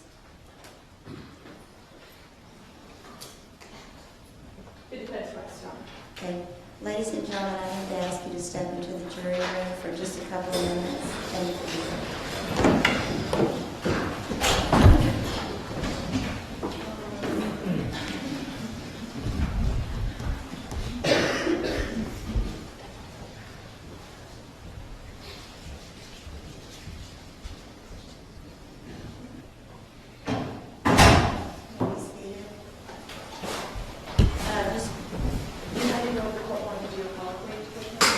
I didn't. That's why I excused the jury. Do you need more time to talk? No. Mr. Smith, if you'd stand, you're already under oath from earlier today in case we needed to ask any questions.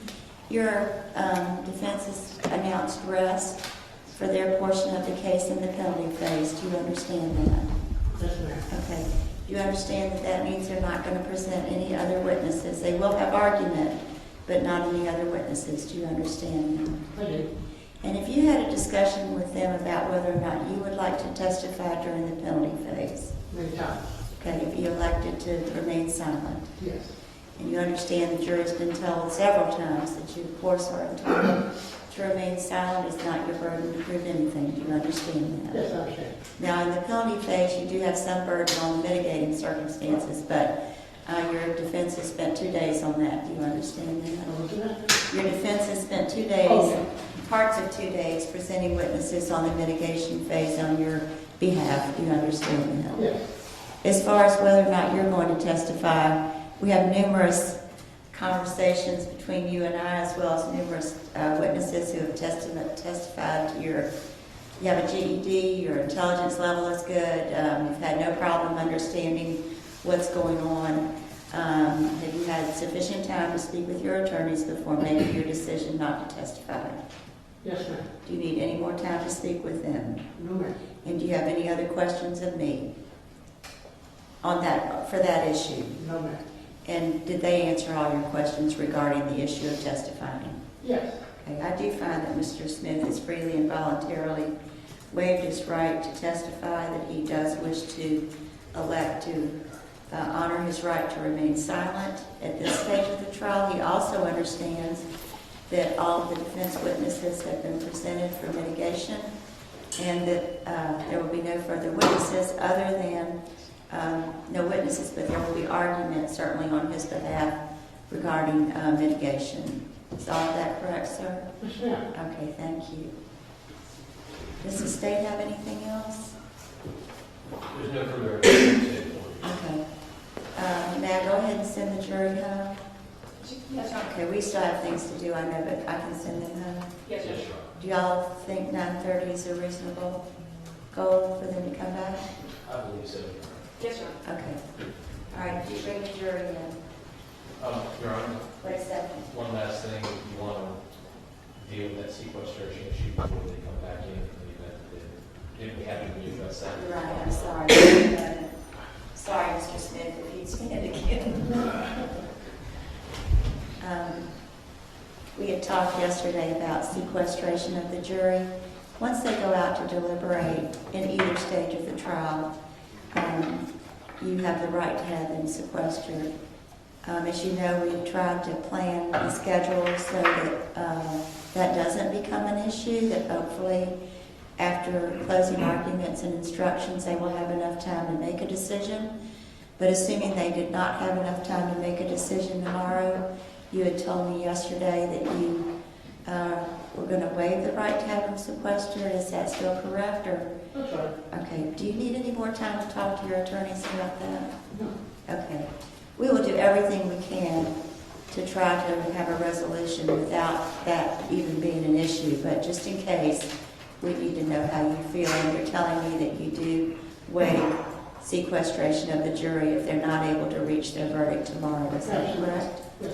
I do find that Mr. Smith has freely and voluntarily waived his right to sequestration, and for the record understands, and as do the attorneys, that we have all tried to schedule so that that even does not become an issue.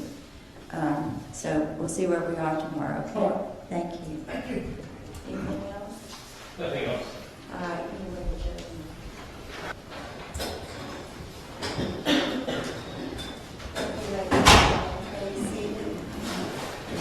Ladies and gentlemen, after discussions with the attorneys, there's no other witnesses that will be presented, and I'm going to release you to go home, to come back tomorrow morning at 9:30.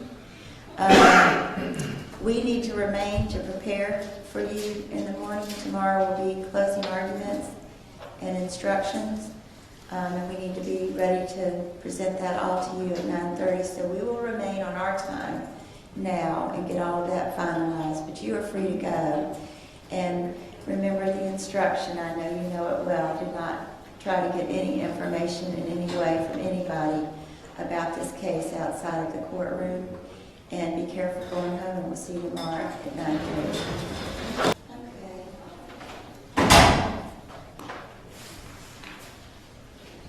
Y'all have proposed jury instructions? We do. And I have they're incorporated into the instruction. Okay. And we may not agree as to what they are, but we But you've incorporated already all of incorporated the them. 92 that were there into the instructions. So. Are y'all agreed everything can? No. I don't believe. No, what, for the record, Your Honor, what we did is they're obviously the standard instructions. We then also included the aggravators that were noticed when we believe there's evidence of, the statutory mitigators, and then there's a long listing of non-statutory mitigating factors that I think we need to go over because I think some either were not established or some, or there was no evidence of them, but and also some are a new way of saying a pretty reasonable environment. I guess they're duplicative. Oh, is that your All right, so let's just go over from, a lot of the beginning part will be standard, correct? Yeah. Okay, so I've got a cover sheet saying that I'm reading these instructions to the jury. That'll be tomorrow. The final jury instructions for penalty phase proceedings. And then it lists on even the first page, the aggravating factors alleged by the state are: 1, previously convicted of a felony involving the use or threat of violence to another person. 2, the first-degree murder was committed while Donald James Smith Sr. was engaged in the commission of a kidnapping and a sexual battery. 3, the first-degree murder was committed for the purpose of avoiding or preventing a lawful arrest. 4, the first-degree murder was especially heinous, atrocious, or cruel. And then there's some defining information after that. 5, the first-degree murder was committed in a cold, calculated, and premeditated manner without any pretense of moral or legal justification.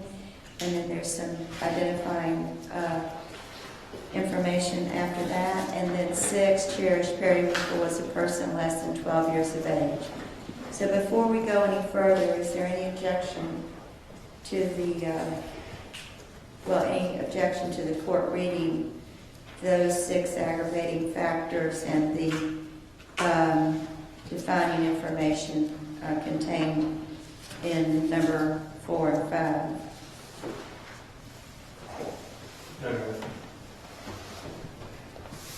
No, Your Honor, I was just double checking them.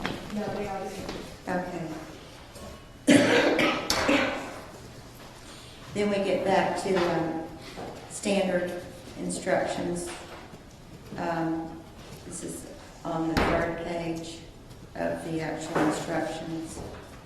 And then on the 4th page of the actual instructions, after the standard instruction paragraph about aggravating factors, in the middle of the page, or top middle of the page, we then have among the mitigating circumstances you may consider are, and we have 1, the first-degree murder was committed while Donald James Smith was under the influence of extreme mental or emotional disturbance. 2, the capacity of Donald James Smith to appreciate the criminality of his, it says his, her, we have to take out the her, correct? Yes. His conduct, or to conform his conduct to the requirements of law, was substantially impaired. 3, Donald James Smith's age at the time of the crime. And 4, the existence of any other factors in Donald James Smith's character, background, or life, or the circumstances of the offense that would mitigate against the imposition of the death penalty. And before we get into those, let's make a decision as to 1 through 3. Your Honor, excuse me, we're requesting 1 through 3. I'm confused, Judge, what's the inquiry? The statutory mitigator is 1, that it was committed while he was under the influence of extreme mental or emotional disturbance. 2, capacity to appreciate the criminality. 3, his age at the time of the crime. We're just seeing if there's an agreement on those 3 before we get into the... The state agrees that there is evidence of all 3 of those if we are. Okay. Then we get into number 4, which leads us, I guess, into the non-statutory mitigators, Yes, which is the existence of any other factors in his character, background, or life, or the circumstances of the offense that would mitigate against the imposition of the death penalty. And these are lettered rather than numbered, is that correct? Yeah. And we have A through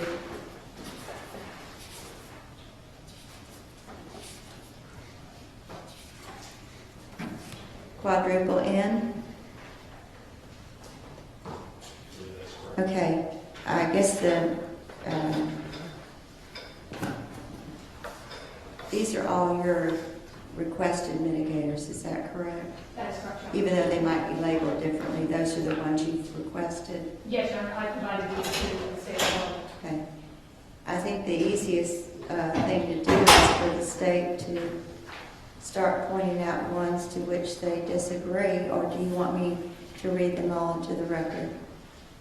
Judge, I think, let's just go one by one. Okay, I think that's clear for the record. okay. A, and instead of saying Donald James Smith over and over, I'll just say his biological father left before he was born. As a result, he never had a relationship with him. We have no objection.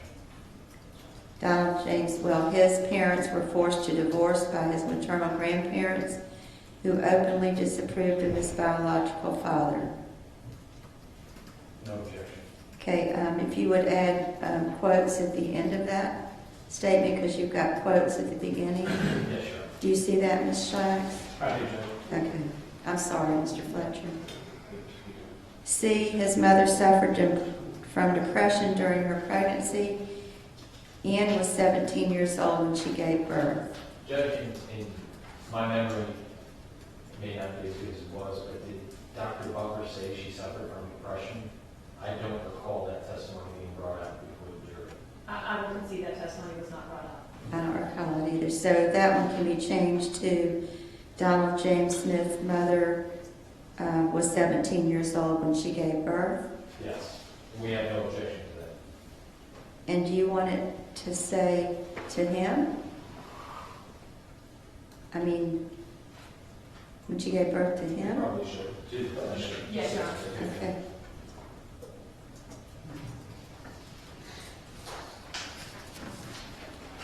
D, his mother had an extremely rapid labor and delivery, and he was born premature with a low birth weight. Your Honor, I think there was evidence that he was born premature. I think low birth weight is an interpretation. I think the birth weight was disclosed as 6 pounds 2 ounces. Yes. Which I hope that's not too low. But I don't think there was any evidence of extremely rapid labor and delivery. I do not recall Dr. Butler giving any evidence to that. I did not hear any evidence of that from him. So it would be changed to read Donald James Smith's mother, Or no, Donald James Smith. Donald James Smith with no apostrophe S, was born premature with a low birth weight. Is that correct? Yes, sir. I think the jury can determine whether they think 6 pounds, whatever ounces, is low birth weight. Yes, Your Honor. E, Donald James Smith's mother wanted to give him up for adoption. He was aware of her wishes, and this knowledge impacted him emotionally. Judge, I don't think there was any evidence that he was aware of that. My- Brought out that she wanted to give him up for adoption, but I don't remember there was any discussion or any evidence presented that he was aware of that. You know, my memory of the testimony was that Dr. Butler did indicate that he was aware of that.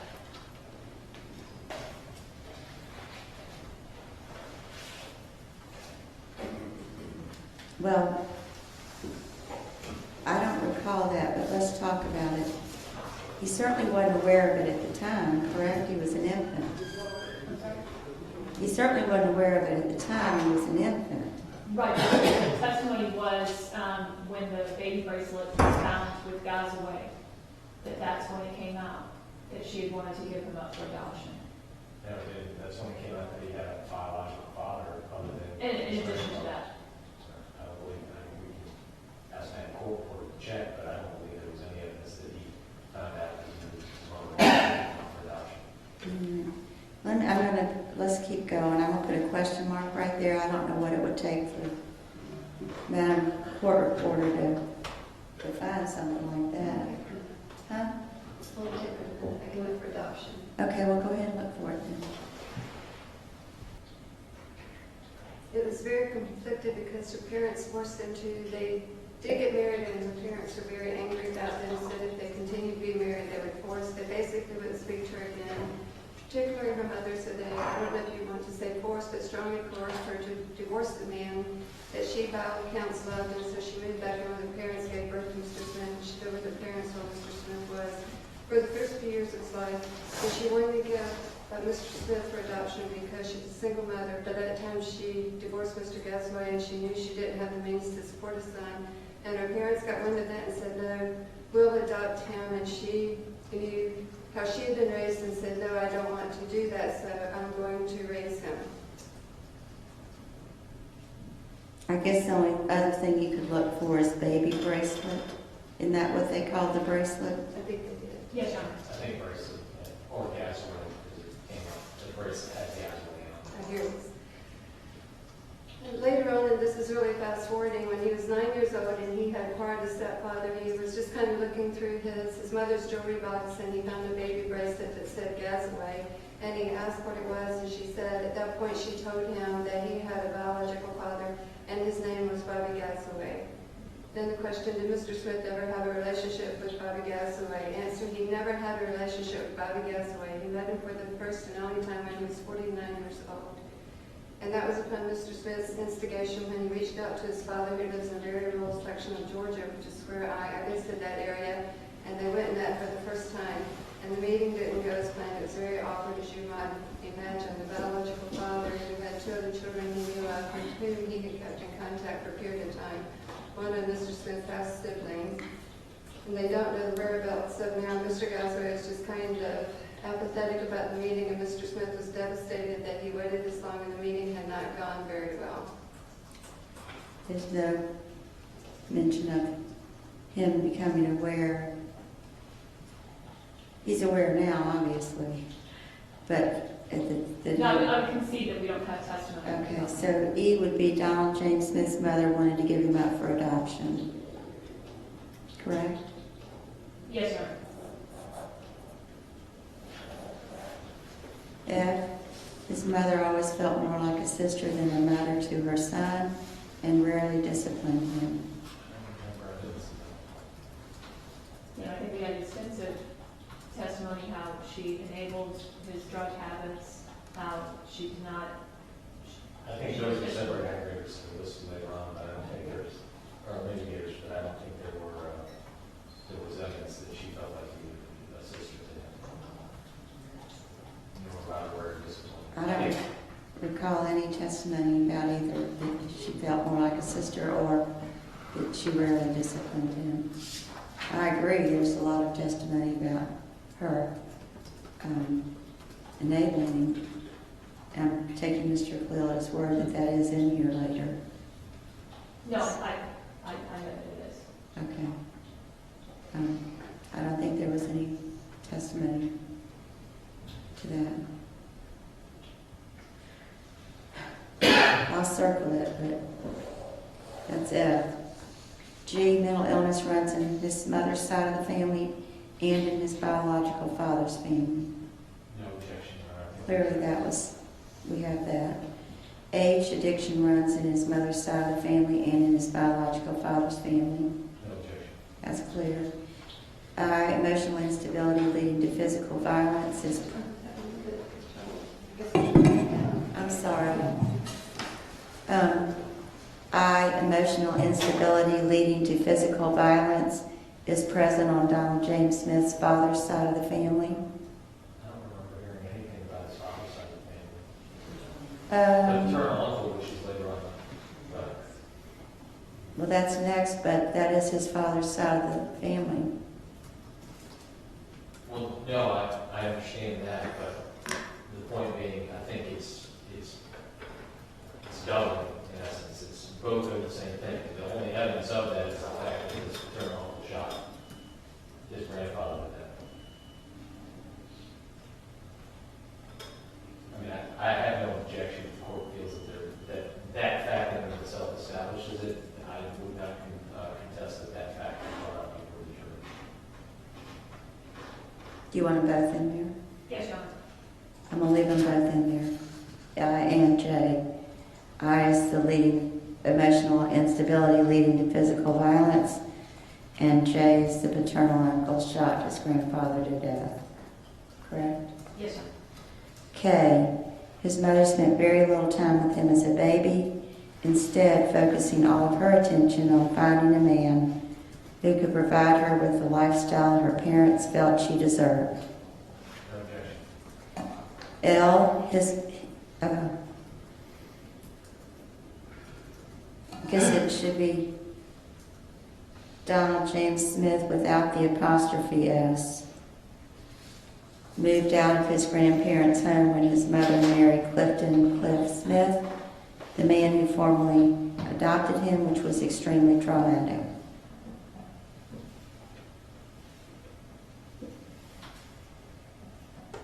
No objection. Okay, just need to take out the apostrophe S. It sort of reads weird, but I'll leave it that's the way that the defense wants it to be. Moving out of the home was extremely traumatic. There was evidence of that. I don't think the adoption was. It almost reads as if adoption was extremely traumatic. But it's fine. It just identifies who the person is. That's fine. And Cliff was verbally and emotionally abusive to Donald James Smith. There's an extra period in there after 2. Cliff screamed at his stepson over minor things. He also locked Donald James Smith outside as punishment. While walking, Cliff made sure that he was at least 1 block ahead of Donald James Smith and Patricia. Judge, I don't believe there was evidence that Cliff screamed at his stepson over minor things or the last sentence while walking. I think the rest of was evidence too. I would concede the while walking. I do think Dr. Butler indicated that the emotional abuse, the emotional and verbal abuse was screaming at him.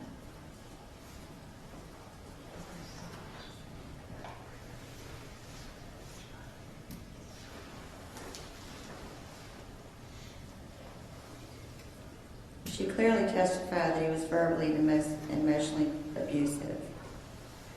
And she talked about the being locked outside.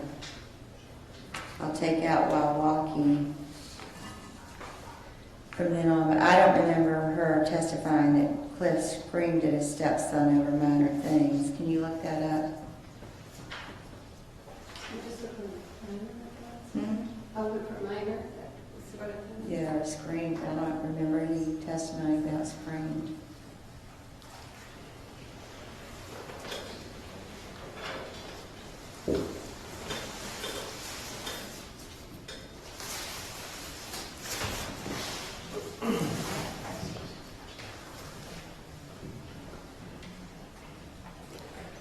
The other time the screen came up was when we were just discussing screen.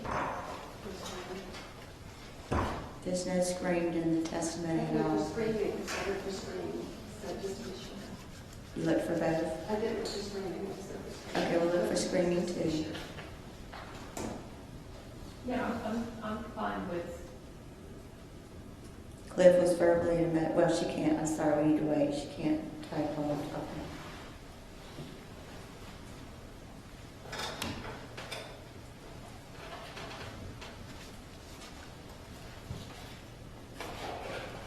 That's the only time I put screen or screaming.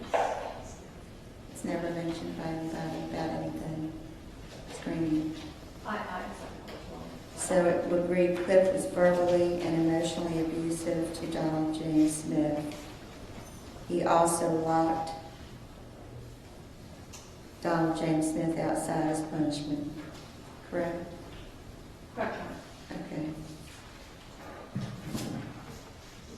And Cliff was physically abusive to Donald James Smith. He threw things at him. Cliff grabbed Donald James Smith by the neck and beat him for minor things. Donald James Smith was once whipped for spilling pudding on the stove and getting burned from it. I would concede we didn't have any testimony to that. On any of it? I do think we did receive some testimony that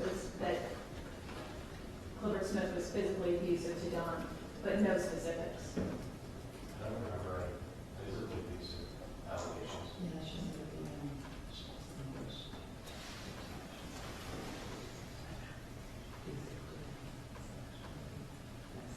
There was testimony, so just Cliff was physically abusive to Don, so I think I'll leave it at that. All right, so Anne will read, Cliff was physically abusive to Donald James Smith.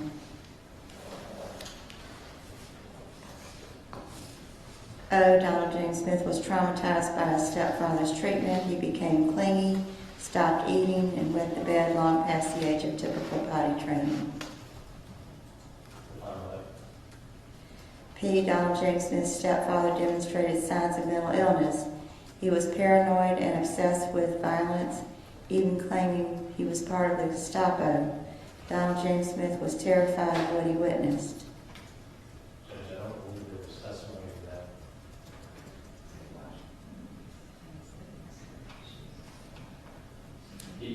I would concede there was no specificity about the Gestapo, but that he was obsessed with violence.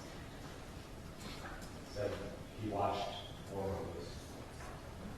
There's a difference between obsessed.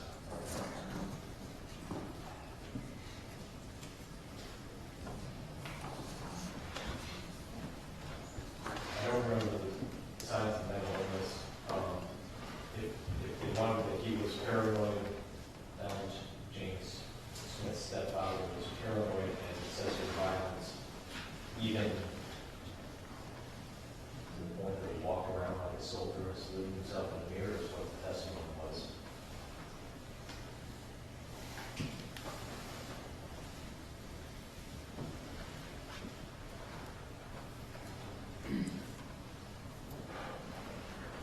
You agree it should say Donald James Smith's stepfather? Of course, I think we need to put Cliff because he had more than one stepfather. And I know we're talking about Cliff right now. But just to be clear, I think it needs to say Cliff, doesn't it? Because he had Well, more I think it could be just what Clifford Smith was paranoid and obsessed with violence, and then describe marching around the house and saluting himself in the mirror. They need that because the defendant was terrified of what he witnessed. Yeah, we're satisfied with Clifford Smith was paranoid and obsessed with violence. Donald Smith was terrified of what he witnessed.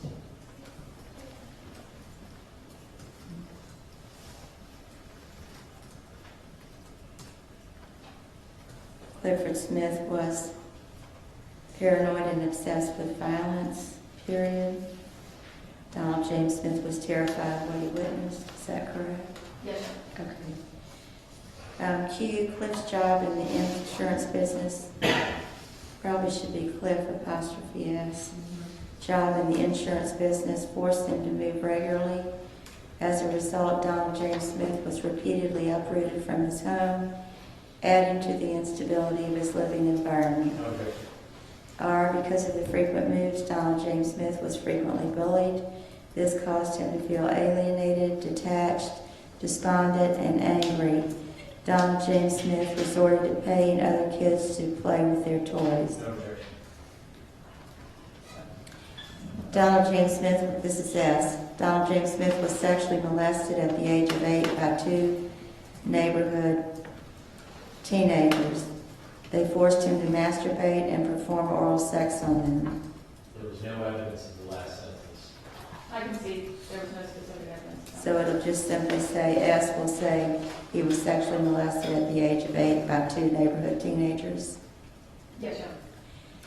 T, the teenagers coerced Donald James Smith into watching them violently sexually molest several girls. He found the experience confusing and frightening. Okay. You, Donald James Smith, did not tell anyone about the molestation or what he was forced to witness. The secret weighed heavily on him, and he was unsure of how to handle his feelings. There's no evidence about how the secret weighed upon him. There's no evidence that he didn't tell anybody about it. Only evidence that came out that he didn't tell his mom about it. She was specific to a question about that.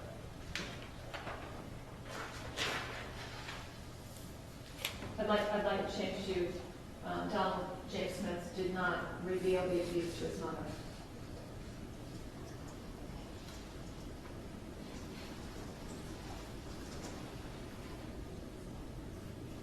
So Donald James Smith did not tell his mother about the molestation or what he was forced to witness.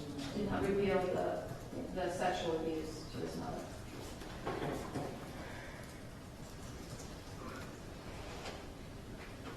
So you should read Donald James Smith did not reveal the sexual abuse to his mother, Yes, Your Honor. period, correct? Yes, Your Honor. V. Donald James Smith's mother suspected that her sister's husband, Bob, molested her son. However, she did not confront them. W. Donald James Smith never received treatment for the sexual abuse he endured.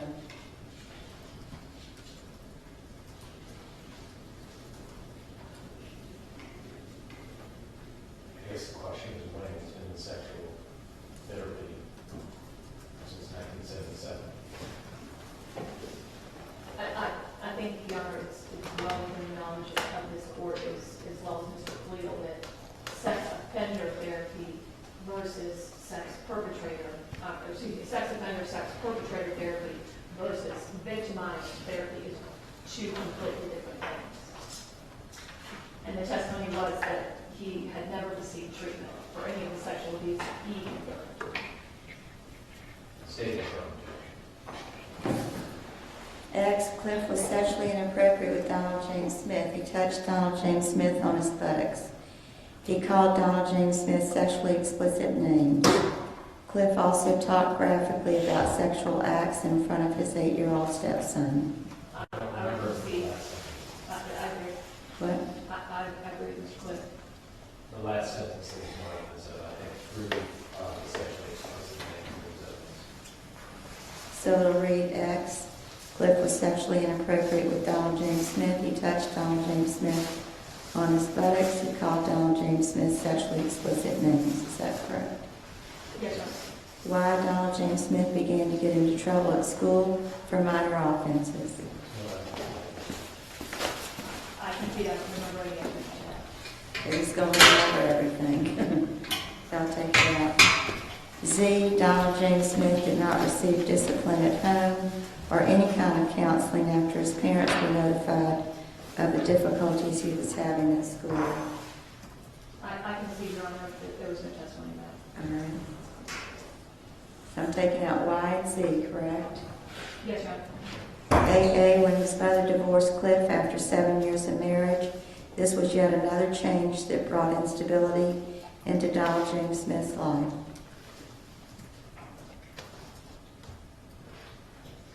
That's fine. BB, Donald James Smith's second stepfather, Dr.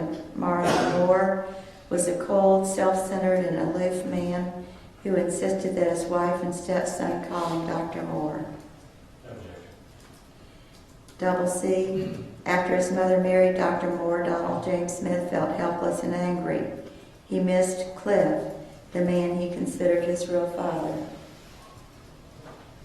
I don't remember doing any of this. Now, I do think Dr. Butler touched upon this.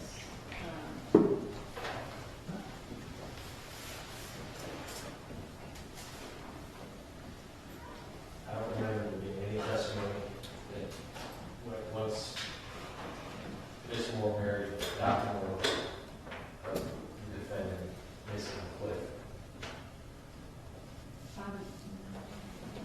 No, I would concede that there wasn't any testimony of how Mr. Smith felt about the marriage of Patricia Moore to Dr. Moore. So I would concede that there wasn't sorry, I'm not sure what you're saying. Are we deleting double C completely, or are you saying we're just deleting the first sentence, more or less? I'm deleting it entirely. CC is deleted entirely.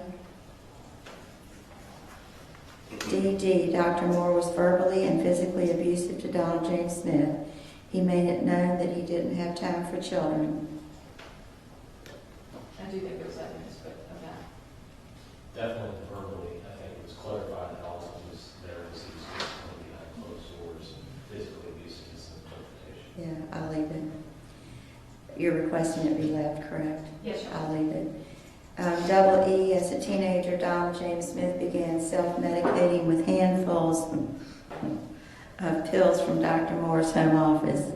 He took benzodiazepines, barbiturates, stimulants, and narcotics.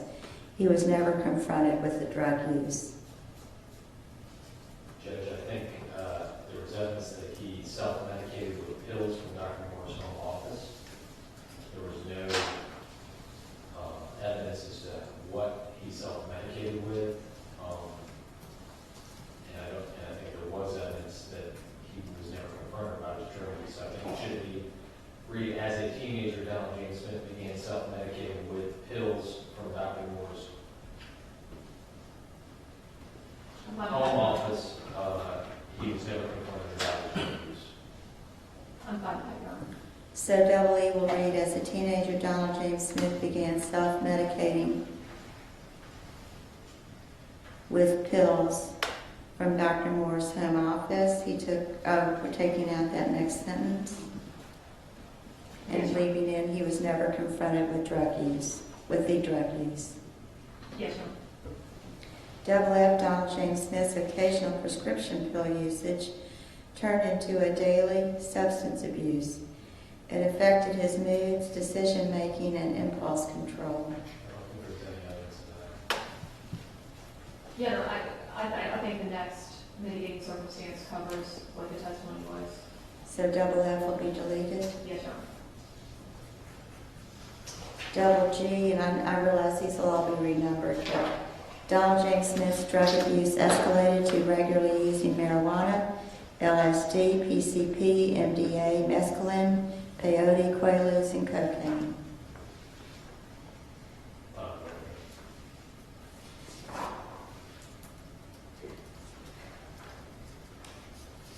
Double H, Donald James Smith dropped out of school in 10th grade. Although Donald James Smith was intelligent, he had lost all motivation based on drug use, depression, and anger. No objection. Double I, as a teenager, Donald James Smith began to get arrested, but did not receive any kind of discipline at home or psychological treatment.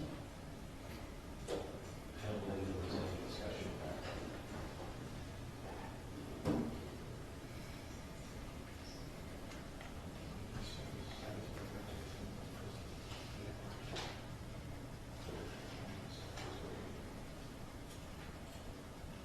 The only evidence that came out of his son's 17th birthday The only evidence that came out, what? was that he spent his 17th birthday in Ball County Jail.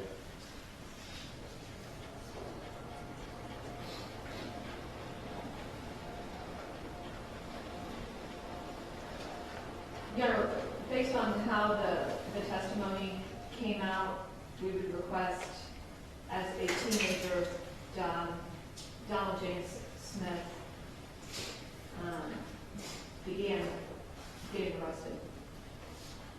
We're fine with that, Judge, if we just delete period after arrested and delete the rest of the sentence. So it'll read, double I, as a teenager, Donald James Smith began to get arrested. Correct? Yes. Double J, at the age of 15, Donald James Smith began engaging in voyeurism.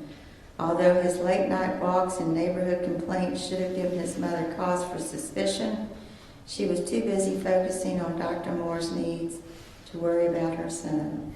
None of that evidence came out tonight. Your Honor, the first sentence did, through, and I apologize, I can't think of which expert. Dr. No,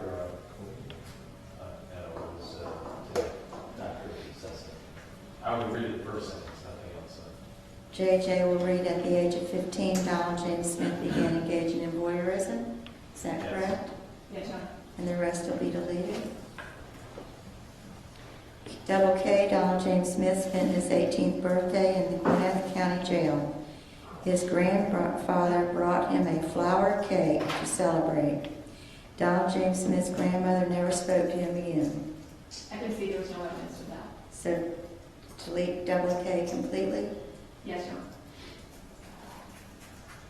Double L, Donald James Smith was raped 3 separate times while incarcerated.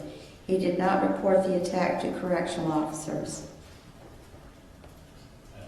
Judge, I don't believe that there was any evidence of how many times he was raped. There was evidence that he was raped while incarcerated. And I don't think there was any evidence that he didn't report it to corrections officers. I think actually it was brought out on cross. Which, there's 2 different issues. I can see that there's only testimony in regards to him being raped. Okay, so read number 1, or to begin with, it'll read double L, Donald James Smith was raped while incarcerated, correct? Correct. All right, and then the second sentence, which the state also objects to, is he did not report the attack to correctional officers. I think it was established during cross-examination that she was not unable to corroborate that the only way she got that information was in fact Donald James Smith. I'm sorry, are you saying that had he reported it, she would have been able to corroborate it because there would have been a report about it? Yes, Your Honor. Is that what you're saying? She said that she had gathered all the incarceration records. I think that's just taking inference, Your Honor. The question across was the only evidence in that was the word Dobson. I think saying, then taking the leap that he never reported the attack to any corrections officers, there was no evidence of that. I think there's probably a way to word that. I just can't think of it right now. I'll let you guys work on that. There's probably a way to word that second sentence that, I think the way to put it is he stated he did not report the attack, period. is that good enough? It's the same thing. Well, I mean, actually, there was no testimony of that. Quite frankly, Your Honor, I'm satisfied with Donald James Smith was raped while incarcerated. And just take out the second sentence. Yes, Your Honor. So double L will read, Donald James Smith was raped while incarcerated.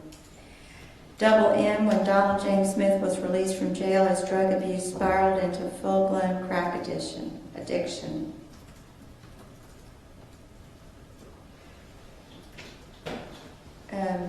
No, Judge. Double N, on crack, Donald James Smith's inability to control his impulses were intensified to the point that he felt like another person. On the streets, Donald James Smith became notorious for his behavior while high. He was paranoid, manic, unstable, impulsive, and prone to violence. Judge, I remember there being some sort of reference to the street name of Crack Wheezy. I think there were some statements about him being paranoid, manic, and unstable, but I do not remember his testimony from performance.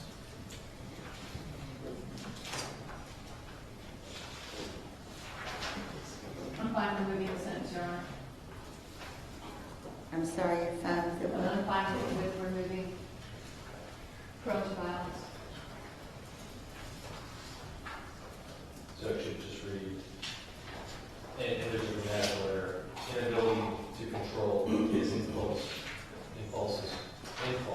his inability was.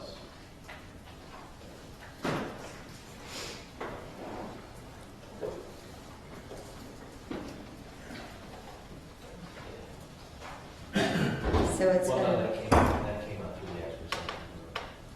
so double N is going to read, on crack, Donald James Smith's inability to control his impulses was intensified to the point where he felt like another person.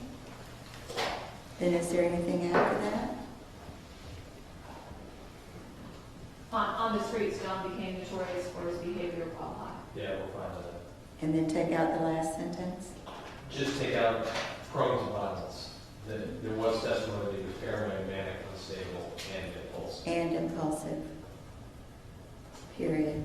So in double N will read on crack, Donald James Smith's inability to control his impulses was intensified to the point that he felt like another person on the streets. Donald James Smith became notorious for his behavior while high. He was paranoid, manic, unstable, and impulsive. Is that correct? Yes, Your Honor. Correct. Double O, Donald James Smith's mother enabled his drug addiction. She drove him to pay off his drug debts, and if he was unable to make the trip, paid them off herself. She continued this for decades. I agree with everything except continue this for decades. I don't think there was any reference to the duration of that. I thought there was. That she was aware of the drug problem his entire life and would routinely did. I'm fine with the judge. Leave it as it is. That's fine. Double P, at the age of 20, Donald James Smith attempted suicide for the first time by driving into an oak tree on Orange Picker Road. He flipped his car but survived the accident. Donald James Smith did not receive treatment for his injuries. No objection. Double Q, Donald James Smith disassociated for the first time while using PCP in 1977. This began a lifelong pattern of splitting from himself and losing periods of time. Your Honor, we can see, we didn't bring on any evidence of that.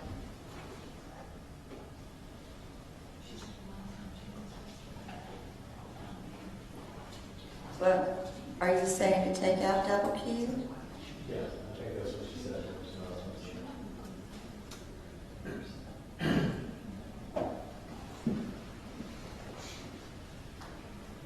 Ms. Schlax, are you saying just to take out double Q? Your Honor, my memory of the testimony, I think the next mitigator addresses it, is Okay. Don experienced a dissociative episode. And I would concede there was no further testimony of, on one occasion, he woke up in a woman's car without knowing how he got there. There was testimony that at least on one occasion, he had a dissociative episode where he lost time. Okay, so we're combining double Q and double R, correct? Yes, sir. And so it should say Donald James Smith Experienced as a ship that experienced a dissociative. Is that correct? Yes. Dissociative. Experience. Drug use. Donald James Smith experienced a dissociative episode. Yeah, episode. And then it should say due to drug use. Use drug use. Where he lost time. Where he lost time. Yes. And I do think she said that occurred more than once. And then the last sentence is true. So QQ becomes, we're eliminating QQ, we're going to have to relabel all these to the ones we've already eliminated. But QQ is going to remove.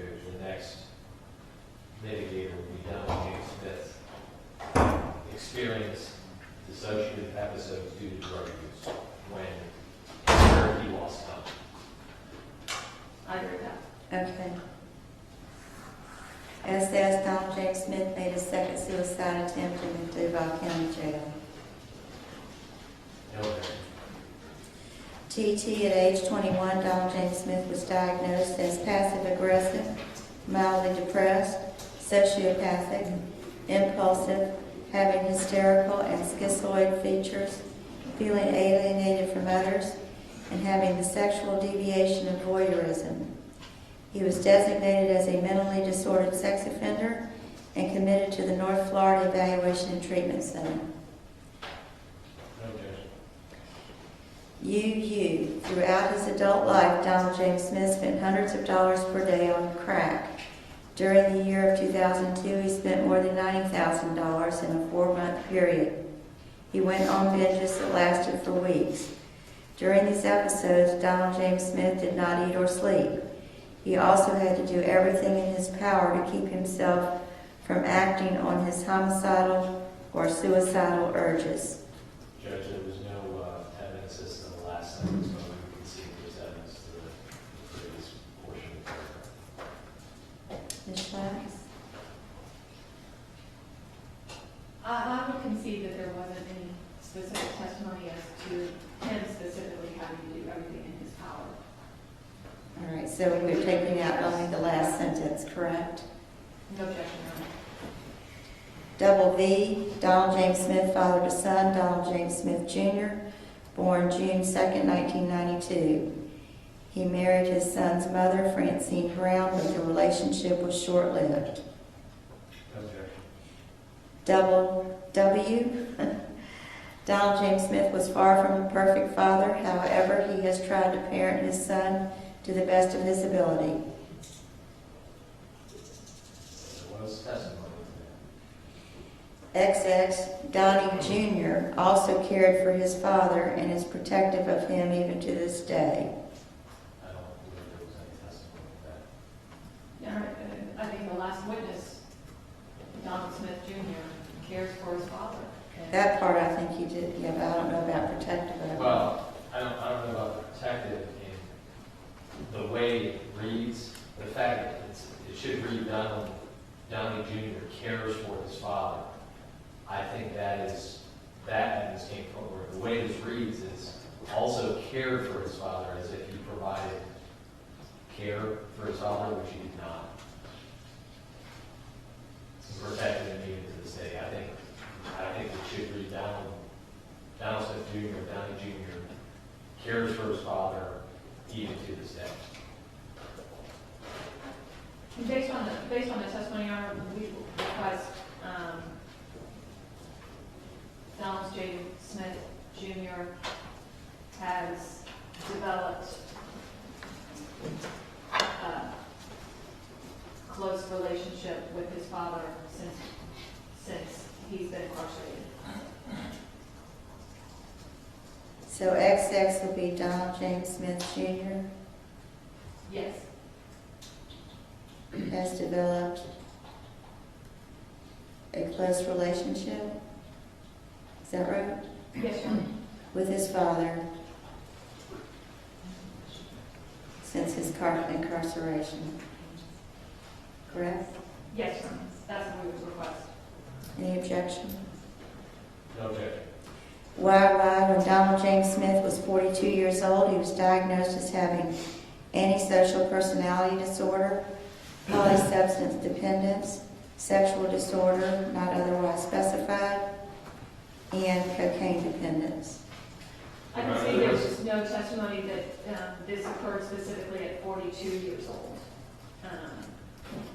I think there was general testimony by Dr. Holmes of what she currently has diagnosed him with, and that he had been diagnosed with that previously.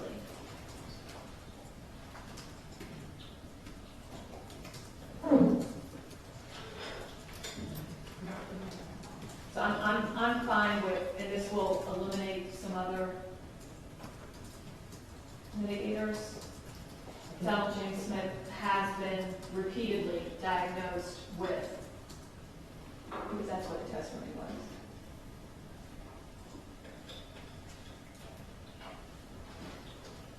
I think his name is GT. Hmm?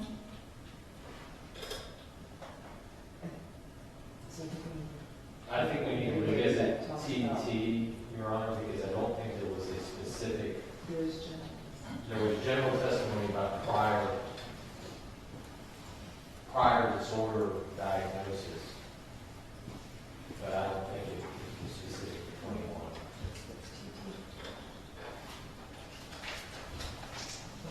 I think probably what it should read, because there was, what we kept referencing was not even his specific age, it was the year. and it was 1978. For TT? And I'm sorry, that's true, 1977, that's what the judgment was for. That's when he was labeled a mentally disordered sex offender.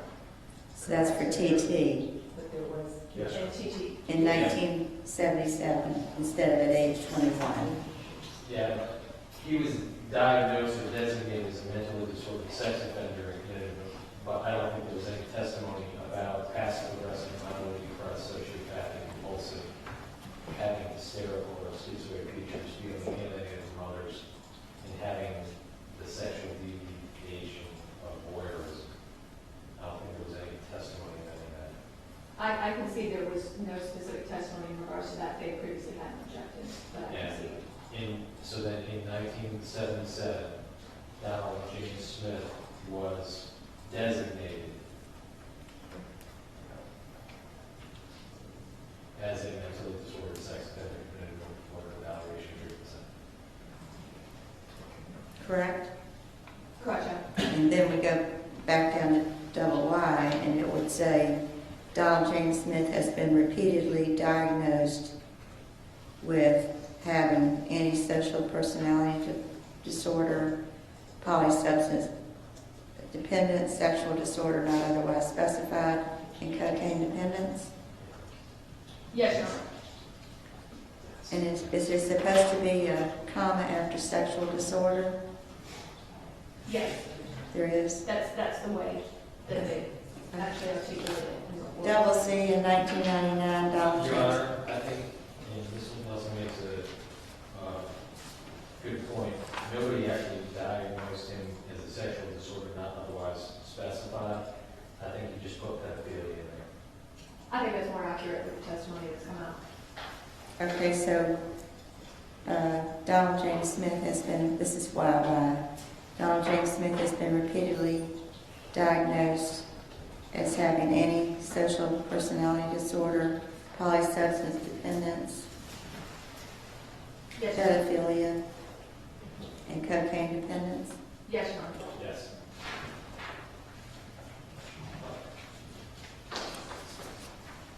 Double C, in 1999, Donald James Smith was designated as a sexually violent predator and subsequently committed to the Martin Treatment Center through the Jimmy Rice Civil Commitment Act.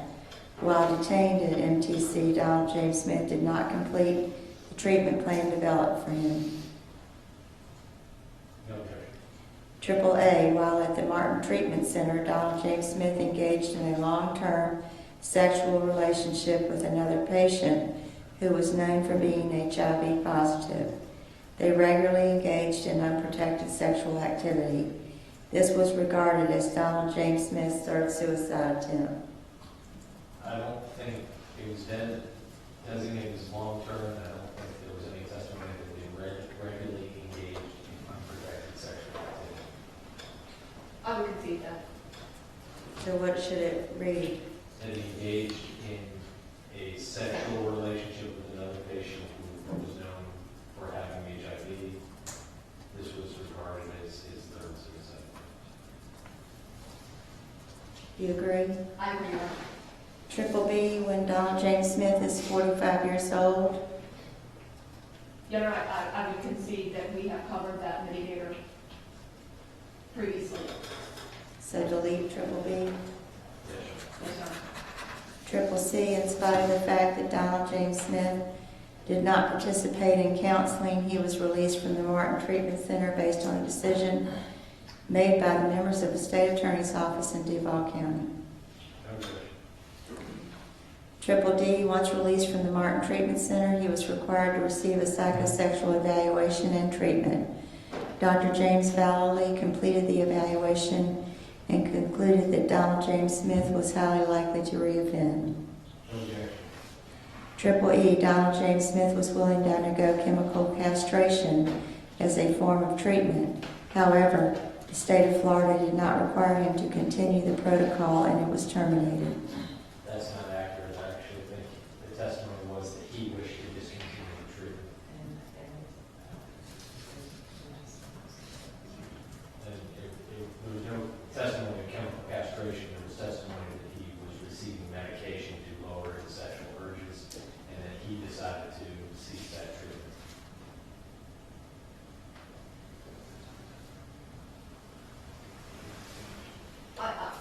concede that the testimony was he was receiving medication. I honestly can't remember if the testimony came out that that was as a condition of the civil contract. I just honestly can't remember. And therefore, if it was a condition of the civil contract, the only way he could stop doing that is if it was not required of him. No, I think that the testimony was that he made the process of And that was the testimony.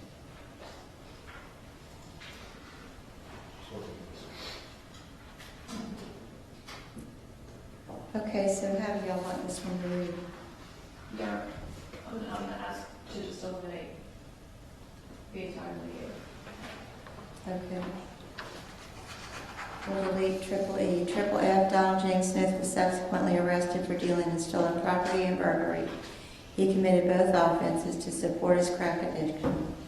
Your Honor, there's no testimony as to why he committed the offenses. I would also say it probably reads better because these things aren't sequential. It's just that Donald James Smith was arrested for dealing in stolen property. I would suggest that it should merge with the next one. I can see there's no testimony that it was committed for a specific purpose.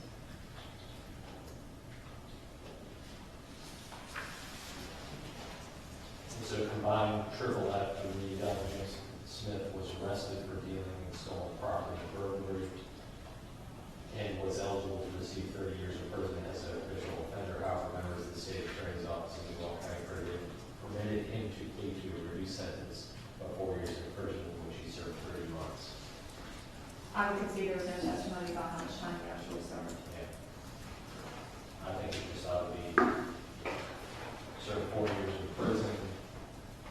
Donald James Smith was not placed on any form of supervision upon release, because that was listed in this clause. Okay, do you agree on all of that? Yes, Your Honor. Triple H, Your Honor, I agree with this. We would object to the terminology reduced. He pled to a sentence of 4 years. He was facing 30. I think reduced is a qualification. I'm not having any objection to that, Your Honor. all right. That'll be removed. Triple H, when Donald James Smith was 50 years old, he was diagnosed with ASPD, exhibitionism, paraphilia, NOS, sexually attracted to pre- and post-pubescent females, and cocaine dependence and remission in a controlled environment. However, it was determined that he did not meet the criteria for civil commitment in the Jimmy Rice Civil Commitment Center, although he had never received any meaningful rehabilitation. I agree it has to be reworded based on the evidence that was elicited.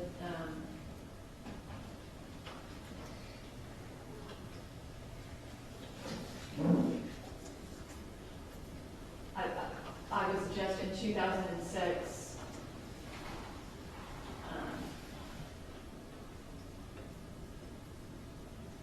state psychological, a state, I think that the evidence was a state psychological assessment determined Donald James Smith did not meet the criteria for civil commitment in the Jimmy Rice Civil Commitment Center.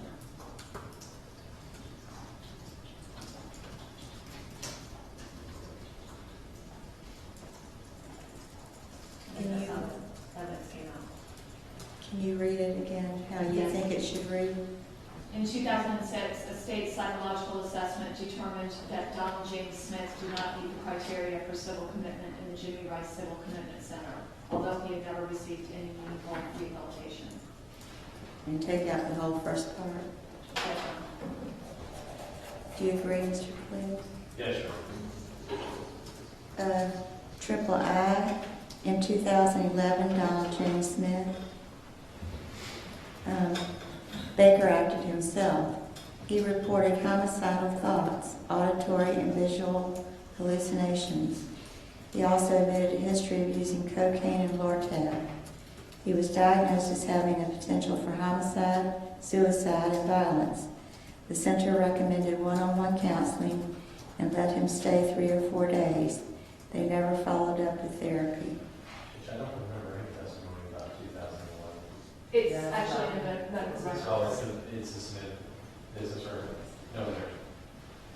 So leave triple I like it is. Triple J, in 2009, Donald James Smith was arrested for attempting to lure a 13-year-old girl while posing as a Department of Children and Families. Should be DCF, not CDCF, correct? Worker. Although he could have been sentenced to 10 years in the Duval or Department of Corrections, members of the state attorney's office in Duval County agreed to a plea agreement allowing a county jail sentence, which bypassed further screening into the Jimmy Rice Civil Commitment Center. Your Honor, I think it should read, if found guilty, he could have been sentenced to 10 years. I don't think that's accurate. Okay. Triple K, on June 1st, 2013, Donald James Smith was released from the Duval County Jail. He was not placed on any kind of supervision by the state of Florida. That's fine, no objection.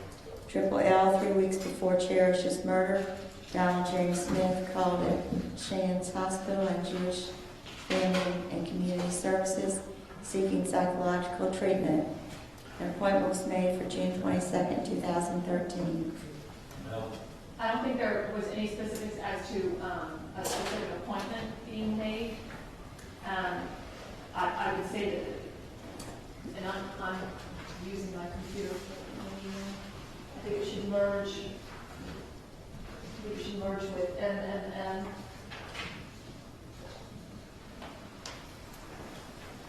And NNN is based on the business record that's entered into evidence.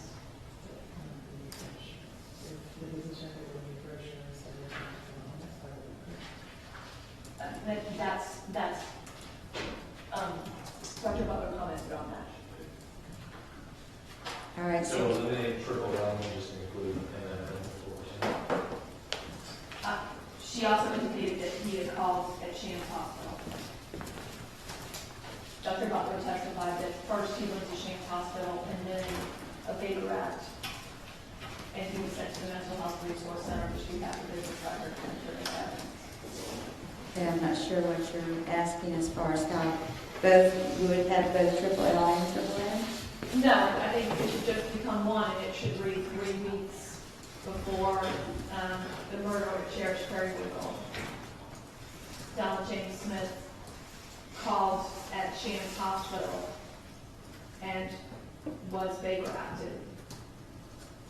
He stated that he was having violent thoughts and wanted to get to a residential program. The center gave him a new brochure and told him to study and practice. They allowed him to stay approximately 24 hours. What does called at Shands mean? I don't remember He did. And I think her testimony was he physically went there. that. Right, so I don't know what called. Which he went to Shands Hospital. Okay. And I thought, And then take out and Jewish Family and Community Services. yeah, I don't remember any reference specifically to them. So 3 weeks before the murder, he went to Shands Hospital. And then was Baker acted? Yes. He stated that he was having violent Is it proper?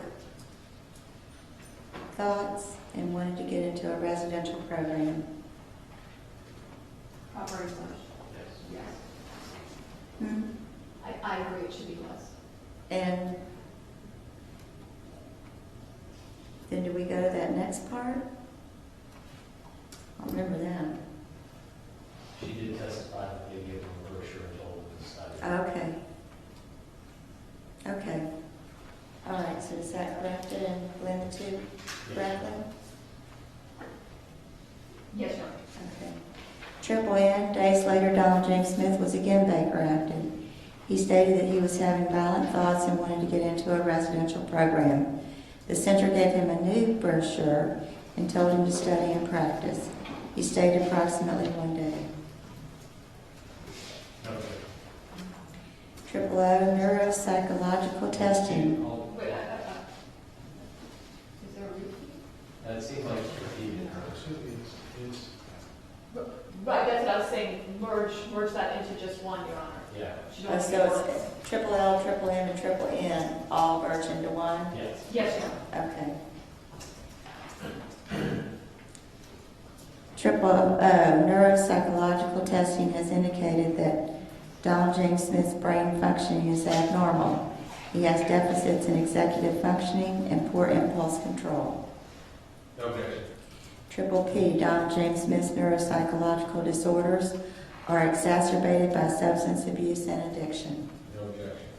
Triple Q, medical testing, specifically PET, MRI, and DTI scans, have revealed that Donald James Smith's brain functioning is abnormal.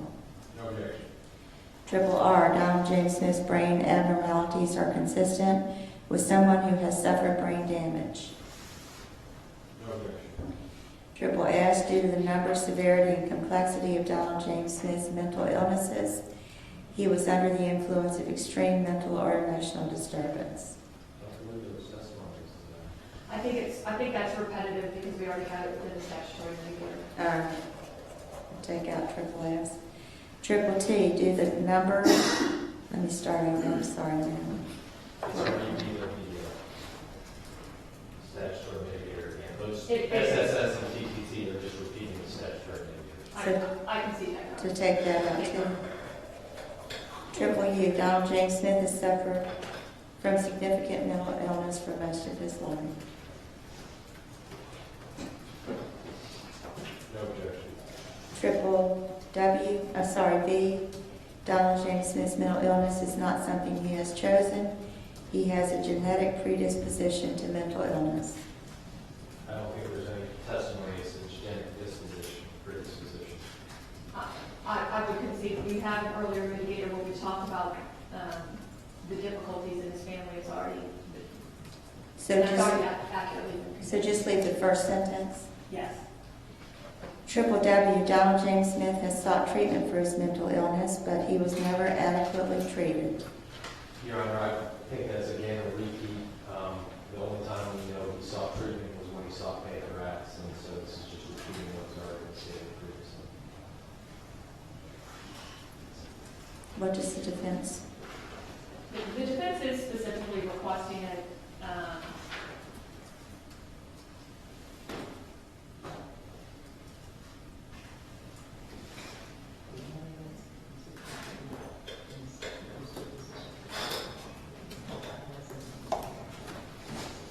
I would concede though that we have already in two separate mitigators detailed his efforts to seek treatment. So delete W, triple W? I would concede that we already have mitigators covering it. Okay. Your Honor, can we revisit JJJ for a second because there's a factual inaccuracy. JJJ, the victim in that case was 9 years old. Say that again. JJJ, the 2009 case where he was attempting to lure the child out causing a DC airport. That victim was 9 years old. Yeah, I wondered about that. Do you agree with that? That's fine, Your Honor. All right. Where are we now? We are on triple X. Because we're deleting triple W because it's already been included, correct?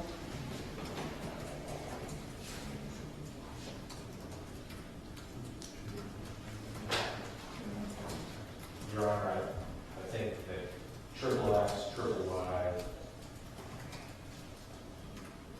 Yeah. I would concede that, Your Honor. You could see what? they've been done before. They've been Covered by, covered by previous. Okay, so delete triple X and triple Y? Yes. Yes, sir. Triple C, Donald James Smith, substance abuse and addiction are not of his choosing. Your Honor, I don't believe there was any testimony of that. Neither. Judge Beebe, you take that now. Oh, I apologize, I thought we had agreed already. I thought you were just waiting on. We're taking out triple C. Yes. Quadruple A, Donald James Smith has sought treatment for his substance abuse and addiction, but they were not adequately treated. I don't remember any substance abuse treatment for this on. I concede, Your Honor, that we don't have any testimony of that. So delete quadruple A. Yes. Quadruple B, the state of Florida failed to adequately treat, confine, and supervise Donald James Smith. As a result, his mental illness and addiction grew worse, and he presented an increasing threat to the community. Your Honor, I believe this is repetitive to the Ginny Rice evaluation that we've already discussed. We agree that it can be removed. Quadruple B will be deleted. Quadruple C, Donald James Smith did not choose his family. No objection. Quadruple D, Donald James Smith did not choose the way his family treated him. No objection. Quadruple E, Donald James Smith did not choose to be sexually molested. No objection. Quadruple F, Donald James Smith's childhood experiences shaped the person he became as an adult. No objection. Quadruple G, at the time of the offenses, Donald James Smith was 56 years old. He is now 62 years old. That can't be right. He's 61. Yeah, that's nice. He's 61. So at the time he was 56, he's now 61. Is that correct? That's correct, Your Honor. Quadruple H, the average life expectancy of a white male inmate in the Department of Corrections is 60. There we go. Okay, delete quadruple H. Quadruple I, Donald James Smith is in poor health. He has been diagnosed with chronic obstructive pulmonary disease, COPD. Your Honor, I request that the first line be stricken. He has been diagnosed with COPD. I think poor health is a qualification that he has been diagnosed with Parkinson's. We did hear that as well. And he has been diagnosed with hepatitis C. So it should just say the same as the other two, just say he has been diagnosed. Correct? Yes, James Smith has been diagnosed. So quadruple I will read Donald James Smith has been diagnosed with chronic obstructive pulmonary disease. And Your Honor, why don't we just comma, heart disease, and I don't believe we had, no, we did have testimony as to hepatitis C. Yeah, you B did. and C. You had B and C. B and C. But we just make that all one. There's no- So it would be just one category. Donald James Smith has been diagnosed with COPD, heart disease, hepatitis C, and hepatitis B. Yes, Your Honor. Yes. Okay. Quadruple L, Donald James Smith has been a strong support system for his mother, who is receiving treatment for breast cancer. No objection. Quadruple M, Donald James Smith has had an exemplary disciplinary record in the Duval County Jail and the Department of Corrections. He has not been a threat to corrections officers or other inmates. Your Honor, I don't think there's been evidence of an exemplary disciplinary record. I think it's just has not posed a threat to corrections officers or other inmates. I don't think anybody testified to an exemplary disciplinary record. Had they done so, Ms. Wheeler Sanchez would have impeached them with a disciplinary record. I'm just trying to think of how to reword it.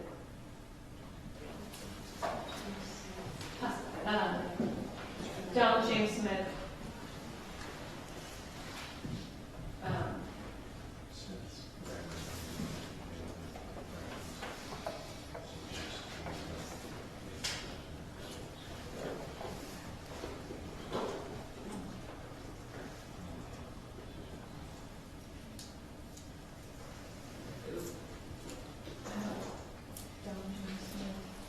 I mean, Prior incarceration records do not indicate any threat.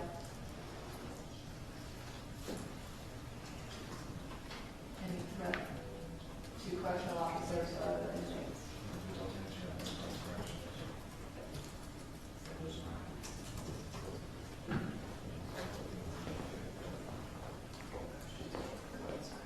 Mr. Can it just say Donald James Smith has not been a threat to correctional officers or other inmates? Isn't that what we're trying to say? Yeah, Yes, that's fine. I think that's fine. And if you want it more detailed, in the Duval County Jail and the Department of Corrections, if you want that added. I think that covers it, Your Honor. Okay. Quadruple N, life in general population can be challenging for an inmate convicted of an offense against a child. I think that was specifically excluded. I can see based on the prior testimony. Okay. All right, and then we get back to standard instructions, which would be read in any case, which informs the jury of how to go through this new process, how to weigh, and then we get to the page where they're given the list of considerations for witnesses, for evaluating witnesses. And there's 1 through 10. Your Honor, I believe we can eliminate 7, 9, and 10. Agreed. So 1 through 6 will be read, 7 will be deleted, 8 will become 7, and 9 and 10 will be deleted, correct? Yes, Your Honor. And Your Honor, it's probably appropriate at this juncture for me to renew my prior request for the special jury instruction we have requested regarding mercy. Okay. The renewal of that request will be noted for the record, but I'll deny that request. Then it talks about other things they can look at in considering the witnesses. Then we get to the general rules that apply to their discussions.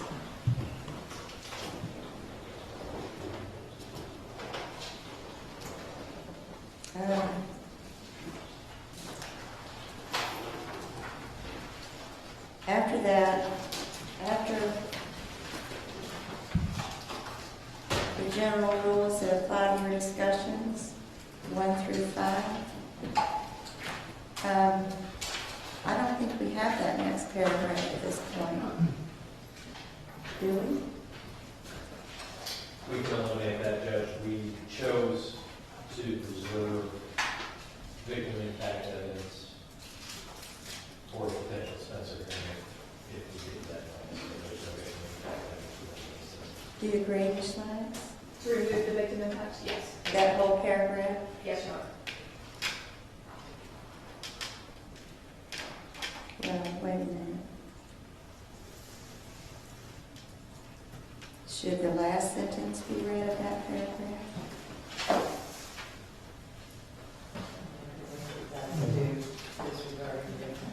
Okay, so just take out the whole paragraph? Yes. Okay. And then the thing about notes and going to the jury room and all this they've heard before, the cell phones, what to do during deliberations. Okay, and then we get to the verdict forms.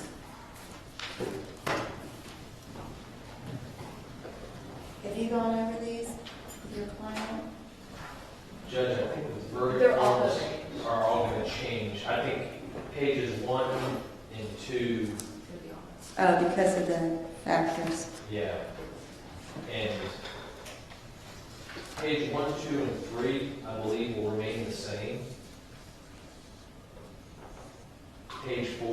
beginning of the non-statutory mitigating circumstances. And so all those will have to mirror the decisions we just made on the instructions. But the format will be the same as it's particularly, it's just more. So it's a 31-page verdict form, correct? At least right now it is. It'll go down a little bit. Yes. Um, The first 3 pages will be standard, because those involve the statutory aggravation and the analysis, and then the statutory mitigators. Starting on page 4 would be, so that should remain unchanged. Starting on page 4, we'll then begin to edit out the non-statutory mitigating circumstances as we just detailed. Okay. What time do y'all want to be here in the morning? Time is court meeting. Well, we need to be able to finalize these. Of course, that shouldn't take a whole long time. I assume the state will revisit all of this, retype it, or read whatever you call that, email it to you. You can make any corrections if they miss something. Email it to me after that. And we'll all be ready to kind of go in the morning, but we'll just have to go over it, particularly the verdict form. Yes, ma'am. So like here at 9, they're coming at 9:30 then? They're supposed to be here at 9:30. Supposed. I think 9 is probably enough time. I do. Yeah, because we've kind of done the hard part, is just making sure everything's redone as we suggested to do. Okay, so 9 o'clock. Yes, ma'am. Thank you, everybody. Thank you. See you at 9 o'clock. Oh, any exceptions or objections for the record? Just the previously noted before.